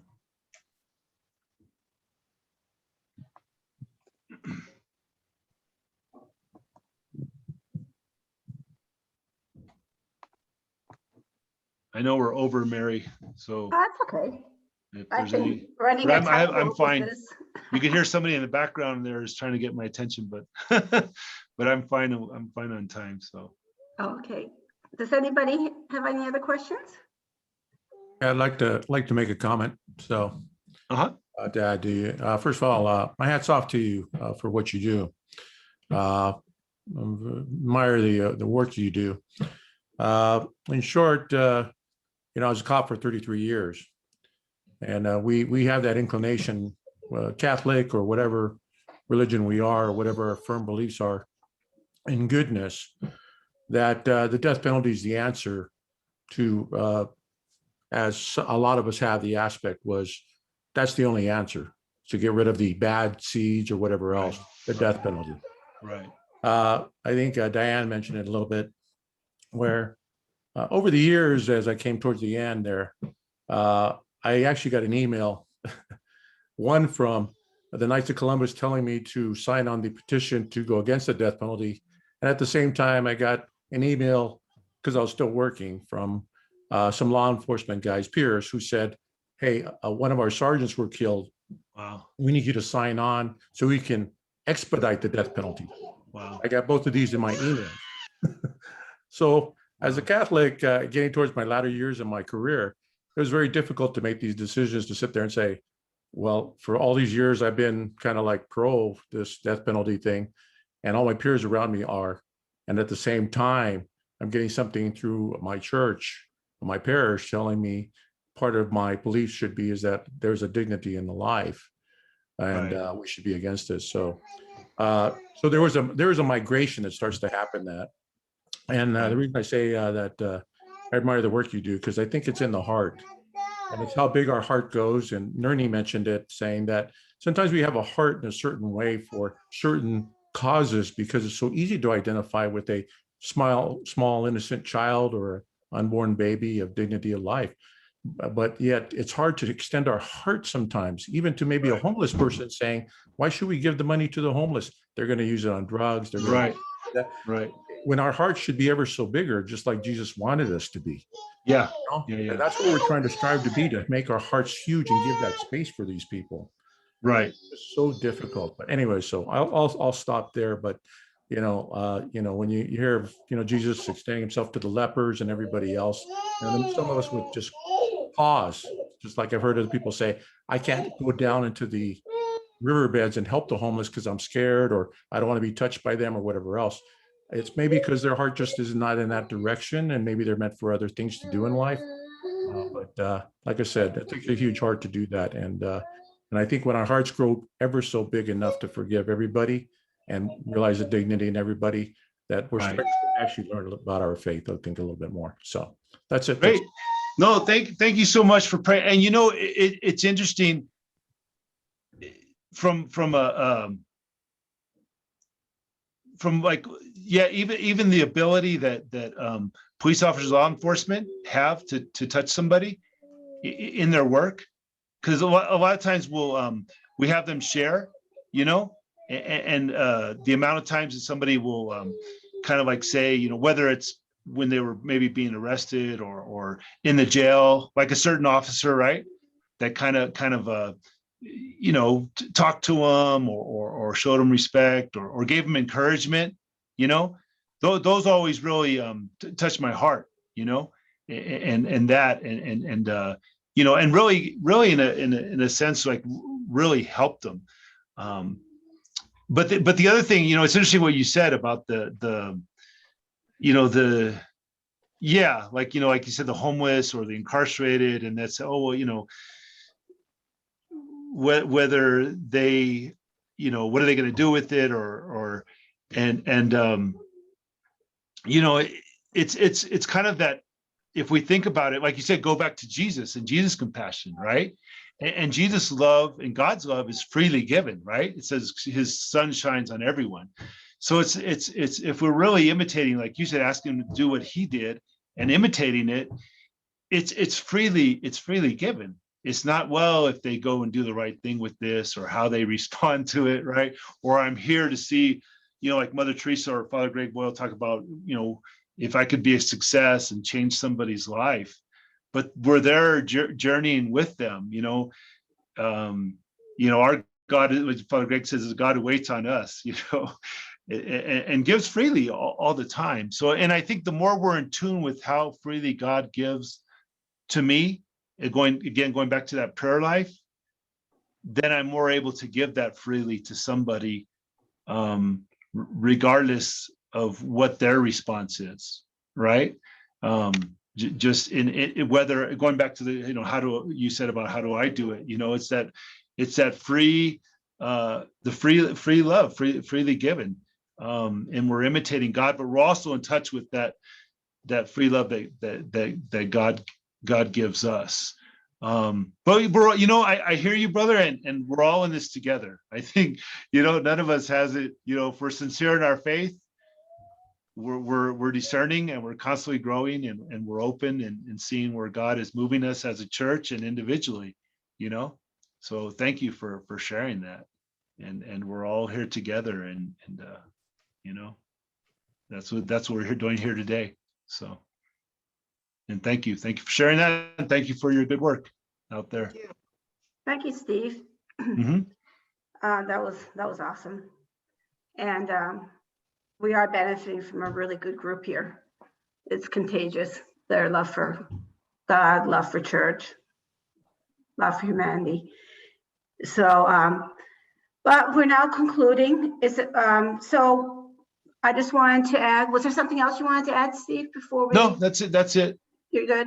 Okay. Yeah. So I want to thank Steve Gomez for doing this, and again, the work he does. I mean, if it wasn't for people like Steve, it's about finding salvation for everybody in this world. That's ultimately where this begins. And so we need our chaplains in areas that, that perhaps are difficult for a lot of people.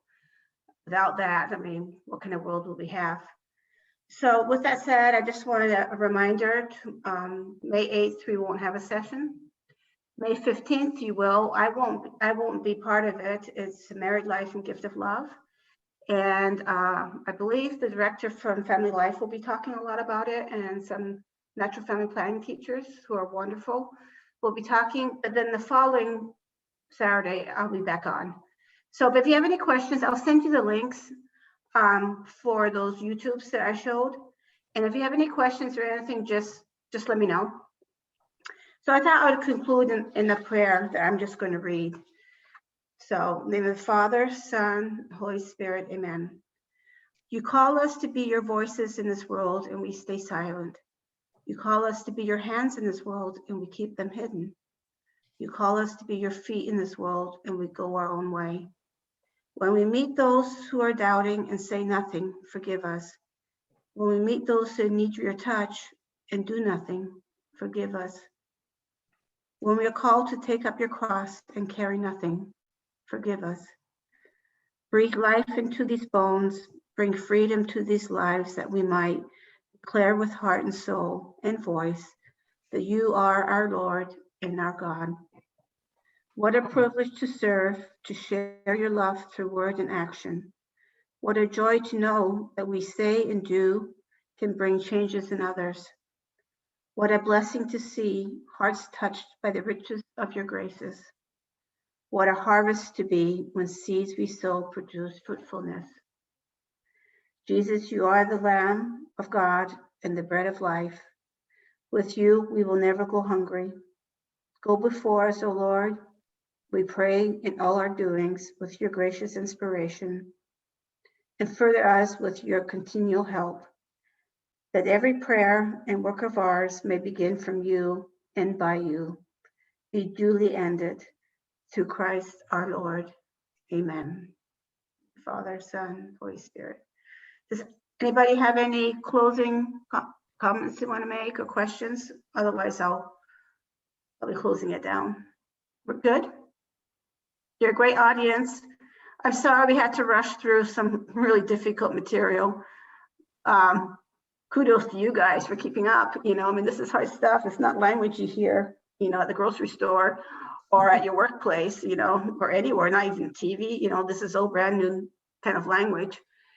I find it fascinating because, you know, particularly bioethics is what really brought me closest to God. Because if he could love the one cell zygote, then he can love everybody, right? He can love everybody. And which goes back to the death penalty. If you can want that one cell zygote, right? Then he can love everybody. And he does. Because he actually knew us before we were knitted in his womb. He knew us before then.